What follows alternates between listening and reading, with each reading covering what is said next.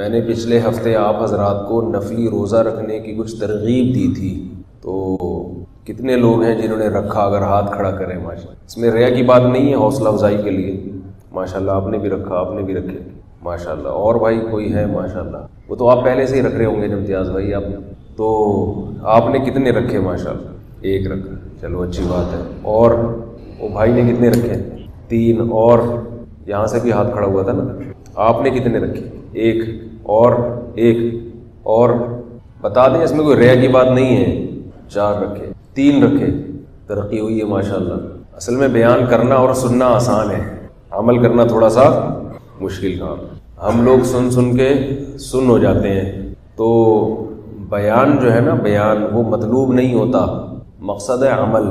بیان تو کبھی کوئی کرتا ہے کبھی نہیں کرتا، کبھی کسی کا بیان اچھا لگتا ہے کبھی نہیں لگتا، تو لیکن اپنے آپ کو انسان اگر کسی عمل کا عادی بنا لے، عمل کی عادت ڈال لے، اس کی برکتیں ہمیشہ جاری رہتی ہیں۔ آپ نے دیکھا ہوگا تبلیغ میں بار بار یہ بات بتائی جاتی ہے کہ بیان مقصد نہیں ہے۔ بڑے بڑے اجتماعات میں حضرت حاجی عبدالوہاب صاحب کا بیان ہوتا ہے، ایک حرف بھی سمجھ میں نہیں آتا۔ 2 سال پہلے میں کراچی اجتماع میں گیا تو حضرت حاجی صاحب کا بیان ہو رہا تھا، 2 گھنٹے بیان ہوا، ایک لفظ بھی سمجھ میں نہیں آیا۔ تو جب پورا بیان مکمل ہوا تو کوئی بزرگ تھے، وہ کھڑے ہوئے، انہوں نے تھوڑی سی اس کی تفسیر بیان کی کہ بھئی بیان ہوا کیا ہے۔ انہوں نے کہا بھئی یہ جو 2 گھنٹے بیان ہوا ہے نا، اس کا حاصل یہ ہے کہ دین ہماری زندگی میں بھی آ جائے اور ہمارے ذریعے سے ساری دنیا کے سارے انسانوں میں آ جائے، بس یہی ہے۔ 2 گھنٹے جو بات کی ہے، اگر یہ 2 لفظ سمجھ میں آ گئے تو پھر ٹھیک ہے، اور اگر یہ بات اتنی سی سمجھ میں نہیں آئی تو 2 گھنٹے کا کیا 4 گھنٹے کا بیان بھی ہو، اور کتنی لچھے جار تقریر ہو، کتنا خوبصورت بیان ہو، اس کا فائدہ بول لو نا یار نہیں۔ تقریریں جو ہے نا، تقریریں آپ جائیں شیعہ مناظروں کی تقریریں سنیں، آپ شیعوں کے جو ذاکر ہوتے ہیں نا، ان کی خطابات سنیں آپ، کیسا مجمع رلاتے ہیں، پوری پبلک پھوٹ پھوٹ کے رو رہی ہوتی۔ اور اس کے بعد پھر اور بھی لوگ ہیں جو بڑے لچھے دار تقریریں کرتے ہیں، آپ جائیں ان کی تقریریں سنیں، آدمی 2 فٹ اچھلنے شروع ہو جاتا ہے انسان، واہ واہ یہ عجیب۔ تو تقریریں کرنے والے تو بہت ہیں، اچھے بھی ہیں، ان میں مخلص بھی ہیں، ایسا نہیں ہے کہ سارے غلط ہوتے ہیں۔ بعض خطیب ان من البیان لسحرا، حدیث میں آتے ہیں بعض بیان جادو ہوتے ہیں، جادو ایسا اثر رکھتے ہیں۔ تو لیکن زیادہ تر خطابت میں کیا ہوتا ہے کہ تقریریں سن کے عمل کے لحاظ سے بالکل زیرو، بالکل زیرو، ساری زندگی سنتے رہتے ہیں اور بس وہ لچھے دار تقریریں سننے کے عادی ہو جاتے ہیں۔ تو اپنے آپ کو عمل کا عادی بنائیں، سمجھ رہے ہیں؟ میں نے اپنے بزرگوں کو جو زندگی میں دیکھا ہے، وہ ان میں سے کوئی بھی بڑا خطیب نہیں تھا جن سے میرا اصلاحی تعلق رہا ہے اور اب بھی ہے۔ ان میں سے کوئی بھی خطیب جتنا میں بول لیتا ہوں نا، وہ اتنا بھی نہیں بولتے تھے، بولتے ہیں بلکہ اتنا بھی نہیں بولتے ہیں۔ ان کی تقریر ہوتی ہے 5 منٹ کی، 10 منٹ کی، یعنی میں جن بزرگوں کے بیان اب بھی سنتا ہوں، ان کی تقریر کتنی دیر کی ہوتی ہے؟ 5 منٹ 10 منٹ بس، اور اس میں کوئی زمین آسمان کے قلابے نہیں ہوتے، 2-4 باتیں کریں گے، مجلس ختم، پتلی گلی سے نکلو۔ لیکن یہ کہ وہ باتیں فوراً دل پہ ٹھا کر کے لگتی ہیں، کیونکہ جو بولنے والے ہیں ان کا عمل بھی ہوتا ہے۔ 4 باتیں ہوں گی، مگر وہ پنجابی کی مثال ہے، گل ویلے دی تے پھل موسم کا، موقع کی 2-4 باتیں ہوتی ہیں، اس میں اتنا اثر ہوتا ہے کہ مزہ آ جاتا ہے، بہت مزہ آتا ہے ان کی بات سننے میں۔ مزہ کیا، عمل کا جذبہ پیدا ہوتا ہے کہ کچھ عمل کرے انسان۔ ہمارے حضرت کا جو بیان ہوتا تھا وہ بہت ٹھہر کے، بیان تو لمبا ہوتا تھا 1 گھنٹہ، بہت ٹھہر کے، بہت آرام سے بیان کرتے تھے۔ جو عام طبقہ ہے نا، وہ بور ہو جاتا تھا، ان کو مزہ نہیں آتا تھا، کیونکہ لوگ عادی ہوتے ہیں لمبی چوڑی لچھے دار تقریریں سننے کی۔ اور آخر وقت میں ہمارے حضرت کی جب آواز بیٹھ گئی تھی تو بولا ہی نہیں جاتا تھا، تو بہت سے لوگ حضرت کو چھوڑ کے بھاگ گئے، کہیں اور اصلاحی تعلق قائم کر لیا۔ حضرت نے اعلان بھی کیا تھا کہ بھائی میں تو اب ایسے ہی بات کروں گا، کسی کو سمجھ میں آئے نہ آئے، جس نے جانا ہے جائے۔ تو بہت سے لوگ چلے گئے، تو حضرت بعد میں فرمایا کرتے تھے یہ جو چھوڑ کے بھاگے ہیں نا لوگ، اجازت تو دی ہے میں نے، لیکن یہ اچھے لوگ نہیں ہیں، اچھے لوگ نہیں ہیں کہ ایک بزرگ ہے ساری زندگی ان سے اصلاحی تعلق رہا، بڑھاپے میں ان کو چھوڑ کے بھاگ گئے۔ تو عملی لحاظ سے وہ پھر کہیں ٹکتے نہیں ہیں، عملی لحاظ سے نا ایسے لوگ، اب جیسے جو تبلیغ میں وقت لگا رہا ہو اور حاجی صاحب کا بیان شروع ہو تو وہ بھاگ جائے کہ یار میری سمجھ میں نہیں آ رہا، تو اس بھاگنے کی برکت ہوگی یا نحوست ہوگی؟ نحوست ہوگی. بھائی اتنی چیزیں سمجھ میں آئی ہیں اور اب کچھ نہیں بھی سمجھ میں آ رہا تو بس اللہ کی خاطر بیٹھے رہو. کیا خیال ہے؟ ٹھیک ہے بھائی، اللہ کی خاطر. اس محفل کی ایک برکت ہوتی ہے، اس کی ایک انوارات ہوتے ہیں. اور جہاں خطابت کے جوہر ہوتے ہیں تو جیسے گلوکار ہوتا ہے نا، گلوکار اچھا گاتا ہے تو لوگ سنتے ہیں، جب گلوکاری ختم ہوئی تو لوگ اس کو سننا چھوڑ دیا. تو یہ بزرگوں کے ساتھ بھی ہوتا ہے. اس لیے ایک بات خوب اچھی طرح کان کھول کے سن لیں، علم ایک الگ چیز ہے. علم تو علماء کے پاس حاصل ہوگا، لیکن جو روحانیت ہے، جو برکت ہے، وہ بوڑھے بزرگوں کے پاس بیٹھ کر جتنی حاصل ہوتی ہے نوجوان کے پاس بیٹھ کر اتنی حاصل بول لو بھائی نہیں ہے. حالانکہ میں بھی بوڑھا ہوا نہیں ہوں، پھر بھی یہ باتیں کر رہا ہوں میں آپ سے، اس لیے کہ نوجوان طبقے کو میں نے دیکھا ہے کسی جوان مولوی کے پاس تو بیٹھیں گے، کیونکہ جوان آدمی کے پاس باتیں بہت ہوتی ہیں. بوڑھے ان کے پاس نہیں بیٹھتے. جو بوڑھے بزرگ ہیں نا، بوڑھے علماء، ان کے پاس بیٹھ کے بور ہو جاتے ہیں، کیونکہ وہ بیچارے بولنے سے پہلے کافی دیر سوچتے ہیں. وہ جوانی میں جو طاقت ہوتی ہے وہ رہی نہیں ہوتی، پھر کھانستے بھی ہیں، پھر سنتے بھی اونچا ہیں. ایک دفعہ بات کرو گے سنائی نہیں دے گا حضرت جی کو، حضرت جی کے سامنے زور سے بولنا پڑے گا. لیکن جس جوان نے بوڑھے کی قدر کر لی، اللہ کے لیے کسی بوڑھے بزرگ عالم کی مجلس میں بیٹھنا سیکھ لیا، تو اللہ اس کو نواز دیتے ہیں. سمجھ رہے ہو کہ نہیں سمجھ رہے؟ اصل میں تو بوڑھے بزرگ ہی ہیں، ان کے ساتھ ان کی صحبت میں جا کے بیٹھا کرو. میں نے دیکھا ہے آج کل بوڑھے بزرگ بھی نہیں چل رہے، یعنی مارکیٹ میں قدر ہی نہیں ہے. قدر بھی نوجوانوں کی ہے جو ذرا لچھے دار تقریریں اور گھما پھرا کے باتیں کرنا جانتے ہیں. بوڑھے کے پاس بیٹھتے ہی نہیں. پہلے زمانے میں بوڑھے کی قدر جوانوں سے زیادہ ہوا کرتی تھی. سمجھ رہے ہو؟ یہ اتنا زیادہ تھا پہلے اس میں رواج کہ جوان لوگ اپنی داڑھی کو سفید کیا کرتے تھے، سفید رنگ لگا کے، تاکہ ہم دیکھنے میں کیا نظر آئیں. بول ہی نہیں رہے، بوڑھے ہو گئے ابھی سے آپ لوگ. تاکہ ہم دیکھنے میں کیا نظر آئیں؟ بوڑھے، کچھ بزرگی نظر آئے ہمارے چہرے پر، تو لوگ احترام کریں گے. تو جوان اب لوگ اب جو ہے نا بوڑھے کالے کولے لگا کے جوان ہو رہے ہیں. ان کو پتا ہے بوڑھے لوگوں کی معاشرے میں قدر ہے ہی. پہلے یہ مسئلہ فقہاء نے لکھا ہے کتابوں میں کہ کیا جوان آدمی کے لیے سفید کلر لگانا جائز ہے بوڑھا دکھانے کے لیے اپنے آپ کو. تو مسلم معاشرے میں بوڑھوں کی، بزرگوں کی اتنی قدر تھی کیونکہ شریعت نے بزرگوں کے، بوڑھوں کے آداب بہت سخت بتائے ہیں. پھر لوگ عقل تھی نا اس میں. یہ جو کہتے ہیں نا ینگ جنریشن کے ذریعے انقلاب آئے گا، ینگ جنریشن کے ذریعے انقلاب نہیں آتا. ینگ جنریشن کے ذریعے شہوت پرستی، خواہشات نفسانیہ کے دروازے کھلتے ہیں. انقلاب لانے والے ہمیشہ میچور لوگ ہوتے ہیں جن کی عمر 40 سے اوپر ہو چکی ہوتی ہے. انبیاء کو نبوت بھی 40 سال سے پہلے نہیں ملتی. مشکل باتیں شروع ہو گئی. انبیاء کو نبوت بھی 40 سال سے پہلے نہیں ملتی. اللہ لوگوں کا رہبر 40 سال سے پہلے بناتے ہی نہیں. اور ہم لوگ کیا کہتے ہیں کہ نئی نسل، نئی قیادت آئے گی، بالکل جوان وزیر اعظم بنے گا 25 سال کا بچہ، بیڑا غرق کر دے گا پورے ملک کا. صرف علم کافی نہیں ہوتا، تجربہ بہت بڑی چیز ہے. انسان کو ٹھوکرے کھا کھا کے تجربے حاصل ہوتے ہیں، وہ میچور ہو جاتا ہے. 40 سال سے پہلے تو بچہ ہوتا ہے وہ. لیکن ہم دیکھ رہے ہیں کہ آج کل نوجوانوں کو خلافتیں بہت مل رہی ہیں، چھوٹی چھوٹی عمر کے بچوں کو خلافت مل جاتی ہے، وہ اپنی خانقاہ کھول کے بیٹھ جاتے ہیں. ان میں نہ اپنے بزرگوں کا ادب ہے، نہ تمیز ہے. مانتے بھی ہیں تو صرف اپنے شیخ کو جن سے خلافت ملی ہے، باقی کسی بزرگ کا احترام ہی نہیں ہے. اس کے سامنے دوزانوں بیٹھنا، اس کی نصیحت سننا، ان کو اس میں تکلیف ہوتی ہے. 2 منٹ نہیں بیٹھ سکتے کسی بوڑھے کے پاس. جبکہ ہم نے اپنے بڑوں کو دیکھا ہے کہ جو نوجوانی کے عالم میں بھی وہ اپنے بوڑھوں کے سامنے، بزرگوں کے سامنے بہت دیر تک بیٹھے رہتے تھے، خاموش بیٹھے رہتے تھے، چپ بیٹھے رہتے تھے. بھائی ان کی محفل میں بیٹھنا بس برکت ہے.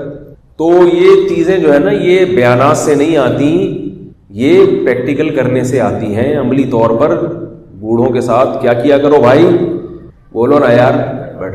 تو بوڑھے بزرگوں کو باقاعدہ تلاش کیا کرو. نوجوانوں کی بھی عزت کر لیا کرو، میں یہ نہیں کہہ رہا، نوجوانوں کی بھی عزت کیا کرو، لیکن ہمیشہ بوڑھے آدمی کو نوجوان پر ترجیح.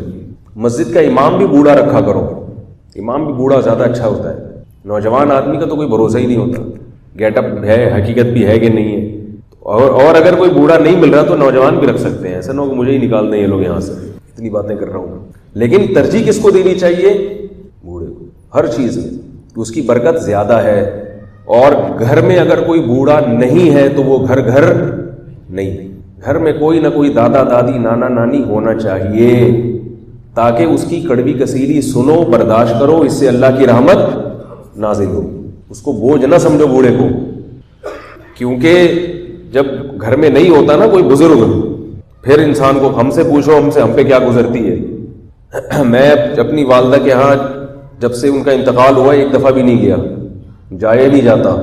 عجیب سی ایک وحشت ہونے لگتی ہے کہ وہ بوڑھی والدہ تھیں، اس گھر میں تھیں، ساری زندگی انہوں نے جس گھر میں گزاری، اب وہ در و دیوار سے جو ہے نا ایسے لگتا ہے در و دیوار کاٹ رہے ہیں، ایسے محسوس ہوتا ہے کہ بوڑھا ہی نہیں ہے گھر کے اندر.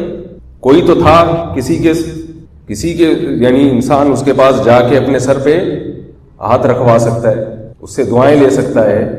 تو جب بزرگ ہی نہیں رہے تو گھر بولو بھائی نہیں رہتا. تو بہت افسوس ہوتا ہے ان لوگوں پر جو اپنے بوڑھے والدین کی قدر نہیں کرتے، بوڑھے بزرگوں کی، دادا دادی نانا نانی کی قدر نہیں کرتے. ہم لوگ انگریز نہیں ہیں، گورے نہیں ہیں کہ لائف کو بس انجوائے کریں. لائف میں حقیقی انجوائمنٹ جب پیدا ہوتی ہے جب آپ کی زندگی میں روحانیت ہو. سمجھ رہے ہو؟ کسی کی کڑوی کسیلی الٹی سیدھی سنے اور برداشت کرے. انسان اپنے بڑوں کی سن سکتا ہے نا، چھوٹوں کی تھوڑی سنے گا. چھوٹا الٹی بات کرے گا تو ایک لگا دے گا تھپڑ کھینچ کے اس کو. ہمارے بچے ہمارے سامنے ذرا الٹی بات کر کے دیکھیں. ابا کی انسان سنتا ہے، دائیں بائیں ہوتا ہے، کبھی غصہ بھی آتا ہے، برداشت بھی کرتا ہے، اماں کی بھی سنتا ہے. تو یہ جب گھر میں رونق ختم ہو جاتی ہے نا، ہم نے بچپن میں ایک کہانی پڑھی تھی کہ وہ جھینگر جو ہے نا، جھینگر وہ ٹریٹ کرتا ہے نا، رات کو گاتا رہتا ہے، شور کرتا ہے بہت زیادہ. تو وہ سارے جانوروں نے مل کے پلان بنایا جھینگر کو جنگل سے نکالو. یہ رات ہوتی ہے اور وہ ٹریٹ کی آوازیں آنا شروع ہو جاتی ہیں. ایسی فرضی کہانی تھی، بچپن میں سنی ہم نے. تو سب نے مل کے جناب وہ فیصلہ کیا یہ جو ٹریٹ کی آوازیں آ رہی ہیں نا، اس کو نکالو یہاں سے. تو بالآخر انہوں نے سب نے، لومڑی، شیر، چیتا، چوہے نے مل کے فیصلہ کیا اور جھینگر کو جلا وطنی پہ مجبور کر دیا. کہتے ہیں جب جھینگر گیا ہے تو جب رات آئی ہے تو وہ ٹریٹ کی آوازیں ہی نہیں آ رہی، تو سب کو پھر وہ جھینگر یاد آنا شروع ہوا کہ وہ رات ہی نہیں لگ رہی. آپ نے دیکھا ہوگا رات کا اپنا ایک مزہ آتا ہے جب اس میں جھینگر جب گاتا ہے، یا اس کی ایک اپنا لک ہے، وہ اللہ نے ایسا ہی نہیں رکھی اس میں. وہ لگتا ہے کہ رات ہے. شہری زندگی میں تو نہیں ہوتا، آپ کبھی گاؤں دیہاتوں میں جا کے رہیں تو وہ آوازیں آتی ہیں اس کی. تو ان کو بڑا افسوس ہوا کہ یار یہ تو رات کا مزہ کیا ہو گیا، خراب ہو گیا. تو وہ دوبارہ اس کو منا کے لے کر آئے. تو اسی طرح بوڑھا جو ہے نا، بوڑھا وہ شور مچاتا ہے، وہ کبھی ڈانٹتا ہے، کبھی یہ کرتا ہے، کبھی کھانس رہا ہے، کبھی اس کو ڈاکٹر کے پاس لے کے جا رہے ہیں کبھی. لیکن اس کی وجہ سے جو اللہ کی رحمتیں گھر میں نازل ہوتی ہیں، اس کی وجہ سے جو اللہ کی برکتیں گھر میں نازل ہوتی ہیں، اس پر آپ کو پیسہ بھی خرچ کرنا پڑتا ہے، اس کی دعائیں بھی آپ لیتے ہو. تو جب وہ چلا جاتا ہے تو پھر وہ ساری برکتیں اور اس خیر سے آپ ہمیشہ کے لیے محروم ہو جاتے ہیں. تو اس لیے اپنے آپ کو گورے نہ سمجھا کرو بھائی. ہم مسلمان ہیں، مسلمانوں والی زندگی گزارو اور ان بوڑھوں کی گھر میں قدر کیا کرو. بوڑھے عالم کی، بوڑھے بزرگ کی قدر کیا کرو، ان سے دعائیں لیا کرو جا کے. سمجھ رہے ہو؟ تو خیر بات میں موضوع تو کچھ اور تھا، یہاں بات آ گئی.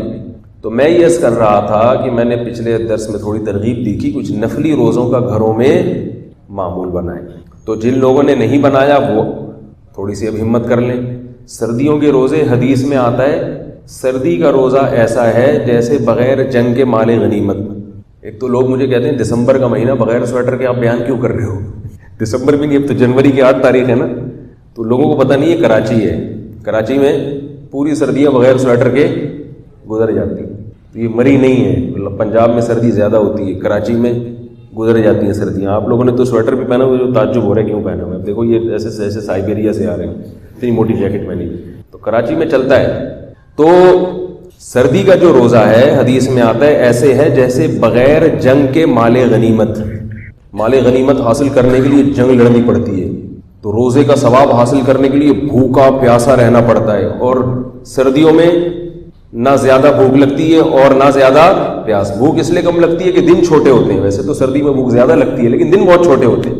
اور بھوک برداشت کرنا آسان ہے، پیاس برداشت کرنا مشکل ہے. سردیوں کے روزے میں پیاس لگتی نہیں ہے. تو اس لیے عادی بنائیں اپنے آپ کو روزہ رکھنے کا. روزے کے اتنے فضائل ہیں کہ ثواب تو بہت بڑی چیز ہے. آپ کو صرف جسمانی صحت ہی کا پتہ چل جائے نا روزہ رکھنے میں، تو لوگ صرف صحت کے لیے روزے رکھنا شروع کر دیں. میں نے عرض کیا تھا نا پچھلے ہفتے، بھوکا رہنے سے انسان بیمار نہیں ہوتا, کھانے سے بیمار ہوتا ہے. تو ہمارے نبی کی سنت, تمام پیغمبروں کی سنت, روزے رکھے ہیں. داؤد علیہ السلام نے پوری زندگی ایسے روزہ رکھا ہے کہ ایک دن روزہ ایک دن ناغا, ایک دن روزہ ایک دن ناغا, ایک دن روزہ ایک دن ناغا. تو گھروں میں معمول بنائے. دیکھو ایک بات خوب یاد رکھو کہ جب انسان اپنے آپ کو اچھے کاموں میں مشغول نہیں کرتا تو خود بخود برے کاموں میں مشغول ہوگا. یہ جو لوگ کہتے ہیں نا ہم سے گناہ نہیں چھوٹتے, ہم سے یہ الٹا کام نہیں چھوٹتا, آپ بھائی فارغ کیوں بیٹھتے ہو؟ جب اچھا کام نہیں کرو گے تو الٹا کام لازمی ہوگا, کیونکہ اللہ نے قرآن میں فرمایا فَأَلْهَمَهَا فُجُورَهَا وَتَقْوَاهَا. اللہ نے انسان کو دو راستے دیے, گناہ کا اور نیکی کا. اس سے پتہ چلا درمیان کا راستہ نہیں ہے. یا تو نیک بنو گے, نیک نہیں بنے تو کیا بنو گے؟ گناہ گار بنو گے. انسانوں میں یہ نیوٹرل والی نسل نہیں ہے کوئی کہ نہ یہ اچھا ہے نہ یہ برا ہے, بس یہ ویسے ہی ہے. ویسے ہی کوئی نہیں ہوتا, یا تو اچھا ہوتا ہے یا برا ہوتا ہے. تو اگر اچھے نہیں بنو گے تو خود بخود کیا بن جاؤ گے؟ برے بن جاؤ گے. تو اچھا بنانے کے لیے اپنے آپ کو نیکی کے کاموں میں مشغول رکھنا پڑے گا. یہ جو غلط قسم کی ایکٹیویٹیز میں لڑکے مبتلا ہو جاتے ہیں, اپنے ہاتھ سے اپنی صحت اور توانائی کو برباد کرنا شروع کر دیتے ہیں اور ناجائز اور حرام کاموں میں لگ جاتے ہیں, ان سے میں کہتا ہوں کہ بھائی اپنے آپ کو 24 گھنٹے کیا کرو؟ مصروف کر لو. مصروف کر لو اپنے آپ کو, اور ایسے کام میں مصروف نہ کرو کہ دل ہی نہ لگے اس کام میں, پھر تو اور بوریت ہوگی اور چھوڑ چھاڑ کے بھاگ جاؤ گے. مصروف ایسے کام میں کرو جس میں دلچسپی بھی ہوتی ہے. نماز تو پڑھنی ہے 5 ٹائم, اس میں مصروفیت تو نکالنی ہے, وہ تو مزہ آئے یا نہ آئے.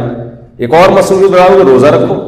روزے میں 2-4 دن تکلیف ہوگی, اس کے بعد انشاءاللہ عادی ہو جاؤ گے, پھر روزہ رکھنے میں مزہ آنا شروع ہو جائے گا. اتنا اسٹیمنا بڑھتا ہے انسان کا, بھوکا پیاسا رہنے کی عادت بڑھتی ہے. اور اگر روزہ رکھنا مشکل ہے تو اور کسی اچھے کام میں لگا لو اپنے آپ کو, کسی جو ہے نا وہ کسی علمی کام میں لگا لو کہ کچھ سیکھنا شروع کر دو. کچھ نہیں تو انگلش لینگویج ہی سیکھنا شروع کر دو, عربی لینگویج سیکھنا شروع کر دو, کسی سینٹر میں ایڈمیشن لے لو, کچھ آگے بڑھنے کی کوشش کرو. اور جوان آدمی روزانہ ایکسرسائز کرے, اپنے آپ کو ایکسرسائز میں اتنا تھکا دے کہ جب بستر پہ شام کو سونے کے لیے لیٹے رات کو تو بس لیٹتے ہی اس کو نیند آ جائے. کیونکہ آج کل جسمانی ورزش نہیں ہے اور انڈے پراٹھے اسی حساب سے کھائے جا رہے ہیں. جب وہ انڈے پراٹھے کھاؤ گے اور نہ نکاح کی طرف توجہ ہے اور نہ جناب ایکسرسائز کی بھرپور ایکسرسائز ہوتی ہے, تو وہ پھر شیطانی کاموں میں وہ ساری انرجی, بولو بھائی, ساری انرجی شیطانی کاموں میں صرف ہوتی. تو باڈی بلڈنگ کرنے کے, جم جانے کے 2 فائدے ہوتے ہیں نوجوان کو. ایک فائدہ تو یہ ہوتا ہے کہ جو انڈے پراٹھے اس نے کھائے ہوئے ہیں نا, وہ سارے صحیح جگہ لگ جاتے ہیں, مسل بنانے میں, گروتھ میں لگ جاتے ہیں, انرجی ساری ادھر سر ہو جاتی ہے. اس لحاظ سے بھی گناہ سے حفاظت ہوتی ہے. دوسرا فائدہ یہ ہوتا ہے کہ جب جم جانے والا نوجوان, اس کی صحت بننا شروع ہوتی ہے, وہ دیکھتا ہے شیشے میں کھڑے ہو کر پہلے کیسا تھا, پہلے میری شیو یوں تھی. وہ یہ محسوس کرتا ہے کہ پہلے میں یہاں سے شروع ہو کے پہلے یہاں جاتا تھا, پھر وہاں سے گھوم کے واپس آ کے پھر نیچے جاتا تھا میں, اور پچھلی سائڈ سے بھی ایسا تھا, میں یوں آتا تھا پھر یوں ہو کے یوں تھا, اسپیڈ بریکر تھا بہت بڑا درمیان میں, ٹھیک ہے, بہت بڑا اسپیڈ بریکر تھا, پھر گھوم کے واپس ایسے گاڑی آتی تھی, اور اس میں بھی پورا پھر ٹیڑھا میڑھا, یہ بھی نہیں گئے. تو جب وہ جم جانا شروع کرتا ہے اور وہاں کسی ماہر استاد سے ایکسرسائز سیکھتا ہے, خوراک کا اس سے شیڈول پوچھتا ہے بھائی کیا کھانا ہے کیا نہیں کھانا, اور اس کے اسپیڈ بریکر بالآخر غائب ہونا شروع ہو جاتے ہیں, اور دیکھتا ہے کہ شیشے میں اب میں ذرا دیکھنے میں اسمارٹ لگ رہا ہوں اور چلنے پھرنے میں بھی ذرا فٹ فاٹ لگ رہا ہوں, اور صحت بھی اچھی ہوتی ہے, چستی پیدا ہوتی ہے جسم میں, تو اس کو اپنی صحت کی حفاظت کی خود بخود فکر شروع ہو جاتی ہے. پھر وہ ہر ایسے کام سے بچنا اس کو وہ ضروری سمجھتا ہے جس سے صحت برباد ہوتی ہے, سمجھے؟ ایک جذبہ پیدا ہو جاتا ہے نا. ابھی تو مرداروں کی طرح پڑا ہوا ہے, سو رہا ہے تو سوتا ہی چلا جا رہا ہے, اور جاگ رہا ہے تو پھر سونے کا نام نہیں لیتا, ساری رات انٹرنیٹ پہ بیٹھا رہتا ہے اسکرین کے سامنے, آنکھیں بھی خراب کر رہا ہے, کمر بھی خراب کر رہا ہے. یہ جو انٹرنیٹ پر گھنٹوں بیٹھتے ہیں, اس سے کمر کیا ہو جاتی ہے, خراب ہو جاتی ہے. جوانی ہے, ایک خاتون ہے اپنے شوہر سے پریشان ہے, ان کا شوہر بہت غلط ایکٹیویٹیز میں لگا ہوا ہے, بہت الٹے کاموں میں لگا ہوا ہے, اور عورتوں کے چکر میں, ناجائز دوستیوں میں, بیچاری بہت پریشان. فون کیا بار بار کہ رو رہی ہے کہ میرا میاں ہے. وہ میاں کو ہر طرح سے سمجھا کے دیکھ لیا, اس کا میاں سدھرنے کا نام نہیں لے رہا. تو میں نے اس خاتون کو کہا صبر کرو, تھوڑے دن میں بڈھا ہو جائے گا. تھوڑے دن میں کیا ہو جائے گا, بڈھا ہو جائے گا. کب تک جوان رہے گا, ہے بھائی؟ شاعر نے کہا نا, کب تک چھپو گے پیڑوں کی آڑ میں, کبھی تو ملو گے لنڈا بازار میں. کبھی نہ کبھی تو لونڈا بازار میں ڈیفینس والے بھی آتے ہیں, کلفٹن والے بھی آتے ہیں, کیونکہ مال وہی ہے مگر سستے ریٹ پہ مل رہا ہے. کون پاگل ہے جو لونڈا بازار میں جائے گا بھائی؟ اس کو پھر آپ شاپر میں پیک کر کے اس طریقے کر کے لٹکا دیں, بھائی طارق روڈ سے خریدا ہے. تو شاعر نے بڑی پیاری بات کی, کب تک چھپو گے پیڑوں کی آڑ میں, کبھی تو ملو گے لونڈا بازار میں. تو اسی طرح یاد رکھو, جوانی میں کر لو جو کرنا ہے, لگا لو دوستیاں, کب تک؟ کچھ وقت کے بعد جسم میں صحت ختم, پھر کیا کرے گا, پھر بیٹھا رہے گا. تو یہ خر مستیاں تو خود بخود چھوٹ جاتی ہیں تھوڑے دنوں میں. یہ تو اللہ نے جوانی میں امتحان رکھا ہے کہ اپنی مرضی سے چھوڑ دو گے تو ثواب ملے گا, جب اللہ چھڑوائے گا تو پھر ثواب نہیں ملے گا. حسرتیں الگ, جوانی کو یاد کر کے ہائے ایسے تھے, ہائے یوں تھے, ہائے یہ ہوا تھا, ہائے یہ ہوا تھا, اور کچھ کرنے کی قوت ہی جسم میں نہیں بچی, اور باڈی میں وہ اٹریکشن بھی ختم ہو جاتی ہے کہ لوگ آپ پہ مرے آ کے. وہ ایک گلوکار تھا نا, جوانی میں بڑے زبردست گانے گایا کرتا تھا, آہستہ آہستہ بوڑھا ہوا تو ظاہر ہے وہ آواز میں بھی دم ختم ہو گیا اور بتی سی لگ گئی. تو جب وہ اسٹیج پہ کھڑا ہو کر گانا گاتا تو وہ بتی سی گر جاتی, ذرا سا زور لگاتا نا کسی گانے کے کسی بول پہ تو بتی سی نیچے گر جاتی. بیچارہ جھکتا اٹھاتا, پھر گانا گانا شروع کرتا, پھر بتی سی گر جاتی. 2-3 دفعہ ایسا ہوا تو کسی نے کہا کہ بھائی گانا گاؤ, کیسٹ کیوں بار بار تبدیل کر رہے ہو یار, تمیز سے گاؤ گانا, یہ کیسٹ بار بار کیوں چینج ہو رہی ہے؟ تو کیسٹیں چینج ہونا شروع ہو جاتی ہیں. تو اللہ تعالیٰ نے جب انسان کو جوانی دی ہو, صحت دی ہو, تو وہ اپنی جوانی کی قدر نہیں کرتا, وہ حرام اور ناجائز کاموں میں برباد کرتا. ایک بات یاد رکھو, جو میڈیکل سائنس کہتی ہے, ڈاکٹر کہتے ہیں کہ ان ناجائز کاموں میں اپنی صحت برباد کرنے سے صحت خراب نہیں ہوتی. یہ آج کل ڈاکٹروں نے ایک نئی چیز لے کر آئے ہیں مارکیٹ میں. ڈاکٹر نے یہ بھی ایک نئی چیز نوجوانوں کو اور برائیوں میں لگا دیا انہوں نے, کہ اپنی خواہش کو غلط طریقے سے پورا کرنے سے صحت خراب نہیں ہوتی. یہ 100% غلط ہے, صحت اس سے خراب ہوتی ہے. تو یہ ڈاکٹروں کی یہ بات قابل قبول نہیں ہے, اور یہ ڈاکٹروں ہی کی بات میں آپ کو نقل کر رہا ہوں کہ جو ماہر ڈاکٹر ہیں, جن کی ریسرچ ہے ان چیزوں میں, وہ کہتے ہیں کہ برباد ہو جاتی ہے صحت انسان کی, گروتھ نہیں ہوتی اس کی, اور صحت نہیں بن پاتی. تو جو حلال ہے وہ حلال ہے, جو حرام ہے وہ نیچر کے خلاف ہے. اس لیے کبھی کوئی ڈاکٹر کسی کو الو بنا رہا ہو نا کہ کچھ نہیں ہوتا, تو اس سے متاثر ہونے کی ضرورت نہیں ہے, صحت خراب ہو جاتی ہے. نوجوانوں کی حالات دیکھو نا, ایسے بیچارے پھیکے سے چہرے ہیں, ان کے چہرے پہ رونق ہی ختم ہو گئی, ایسے آ رہے ہوتے جیسے ہینگر پہ کوئی چیز لٹکی ہوئی ہے. نقشہ کھینچتا ہوں نا, ہینگر پہ کپڑے لٹکے ہوئے ہوتے ہیں نا, تو ایسے ہی لگتا ہے کہ اس کے اوپر کپڑے لٹکے ہوئے, عجیب سے. پھر جو ہیں بھی تو موٹے ہیں, تو پھر موٹے ہی موٹے, عجیب سے چہروں پہ رونق نہیں ہے. گٹکے کی لعنت, اور یہ سب سگریٹ کی لعنت, اور حرام کاریوں کی لعنت. اور خواتین کا بھی یہی حال ہے, وہ بھی فحش اور بیہودہ فلمیں دیکھ رہی ہیں, ان کی بھی صحتیں برباد ہیں. تو آخرت کی فکر نہیں کرتے انسان, اپنی دنیا کی فکر ہی کر لے کم از کم. صحت مند لوگ کتنی اچھی زندگی گزارتے ہیں. حکیم سعید کا نام سنا ہے آپ لوگوں نے؟ حکیم محمد سعید صاحب بڑے نیک آدمی تھے, داڑھی نہیں تھی, اللہ ان کو توفیق دے, مغفرت فرمائے ان کی, لیکن باقی چیزوں میں بہت زبردست انسان تھے. وہ تکبیر اولیٰ کبھی فوت نہیں ہوتی تھی. بچپن سے ہی حکمت کا علم سیکھا, اپنی جوانی کی حفاظت کی انہوں نے, حرام کاریوں میں, فضول چیزوں میں جوانی کو برباد. وہ خود میں نے ان کی سوانح پڑھی ہے, میں ان کا یہ نونہال جو ہے نا بچپن میں پڑھا کرتا تھا, اس میں ان کے مضامین بڑے دلچسپ ہوتے تھے, بہت علمی باتیں ہوتی تھی اس میں. تو اپنی صحت کا خیال کیا انہوں نے, آخرت کا بھی دنیا کا بھی. علماء سے ان کے بڑے اچھے تعلقات تھے. دارالعلوم کورنگی کا پورا سسٹم جو پیسوں کا نظام ہے وہ آڈٹ کر کے وہ دیا کرتے تھے. کتنی زبردست صحت, کتنی خوش و خرم زندگی گزاری انہوں نے. 70 سال کی عمر میں جب ان کو شہید کیا گیا ہے, تو اس وقت ان کا روز کا معمول تھا 2 گھنٹے بیڈمنٹن کھیلنے کا. 70 سال میں کوئی بیڈمنٹن کھیل سکتا ہے 2 گھنٹے؟ بیڈمنٹن وہ نہیں جو شٹل کاک سے کھیلا جاتا ہے, وہ تو لیڈیز بھی کھیل سکتی ہیں. وہ جو بڑے والے ریکٹ سے نہیں کھیلا جاتا, ٹینس کہتے ہیں اس کو. ایک تو ٹیبل ٹینس ہوتا ہے نا, اچھا بیڈمنٹن تو اور چیز ہے. سوری میں نے تو عرصہ ہو گیا کھیلے ہوئے. تو ہم بھی بچپن میں کھیلتے تھے, لیکن جب سے مولوی بنے ہیں تو ہم نے بھی چھوڑ دیا. تو وہ اب تیراکی پہ لوگ نہیں مان رہے, تو اگر ٹینس کھیلنا شروع کر دیا تو پتہ نہیں کیا کریں گے لوگ. تیرتے ہوئے اچھے نہیں لگ رہے لوگوں کو. تو وہ کیا کیا انہوں نے, وہ کھیلتے تھے روزانہ, ٹینس کھیلتے تھے.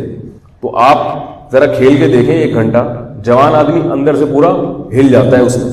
2 گھنٹے روز کا معمول تھا 70 سال کی عمر میں.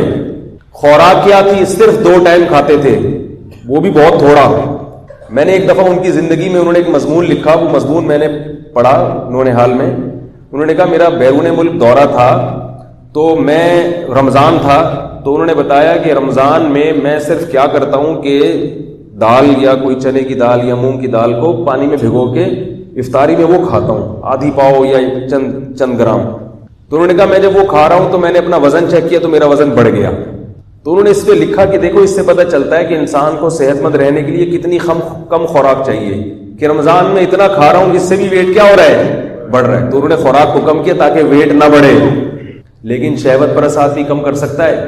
میں یہ نہیں کہہ رہا آپ کم خوراک کھائیں, آپ اپنے حساب سے کھائیں, لیکن ایک بات ہے نا کہ جب ان کو خیال ہوا کہ بھئی یہ بھی میرے لیے نقصان دہ ہے, اس سے بھی وزن کیا ہو رہا ہے, بڑھ رہا ہے, اس کو بھی کم کر دیا. جو آدمی خواہشات کا غلام ہو وہ کم کر سکتا ہے.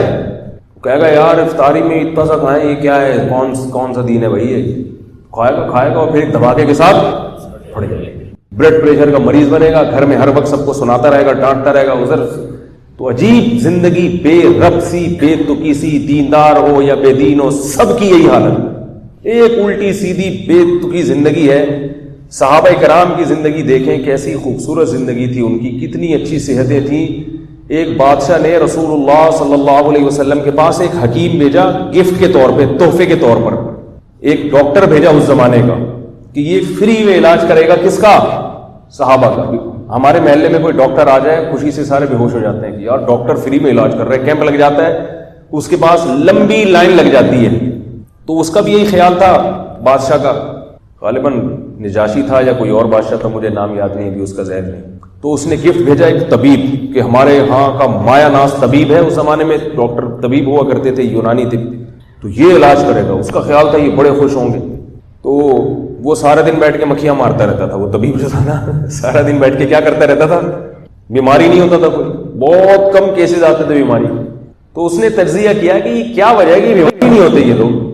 تو اس کی رپورٹ جو اس نے پیش کی نا, جیسے رپورٹ کرتے ڈاکٹر لوگ, رپورٹ پیش کی. رپورٹ میں یہ کہ یہ لوگ جب تک سخت بھوک نہ لگے کھاتے نہیں ہیں, جب تک شدید ان کو یہ نہیں کہ ہماری طرح کوئی سموسہ آ گیا تو اٹھا کے منہ میں ڈال لیا, چلو چلتے پھرتے یہ رول بھی اٹھا کے کھا لو, چلو یار اب کھانا تو کھا لیا ہے میں نے, لیکن اب یہ اتنی اخلاص سے کہہ رہے ہیں تو چلو دوبارہ سے کھا لو, ٹھیک ہے نا.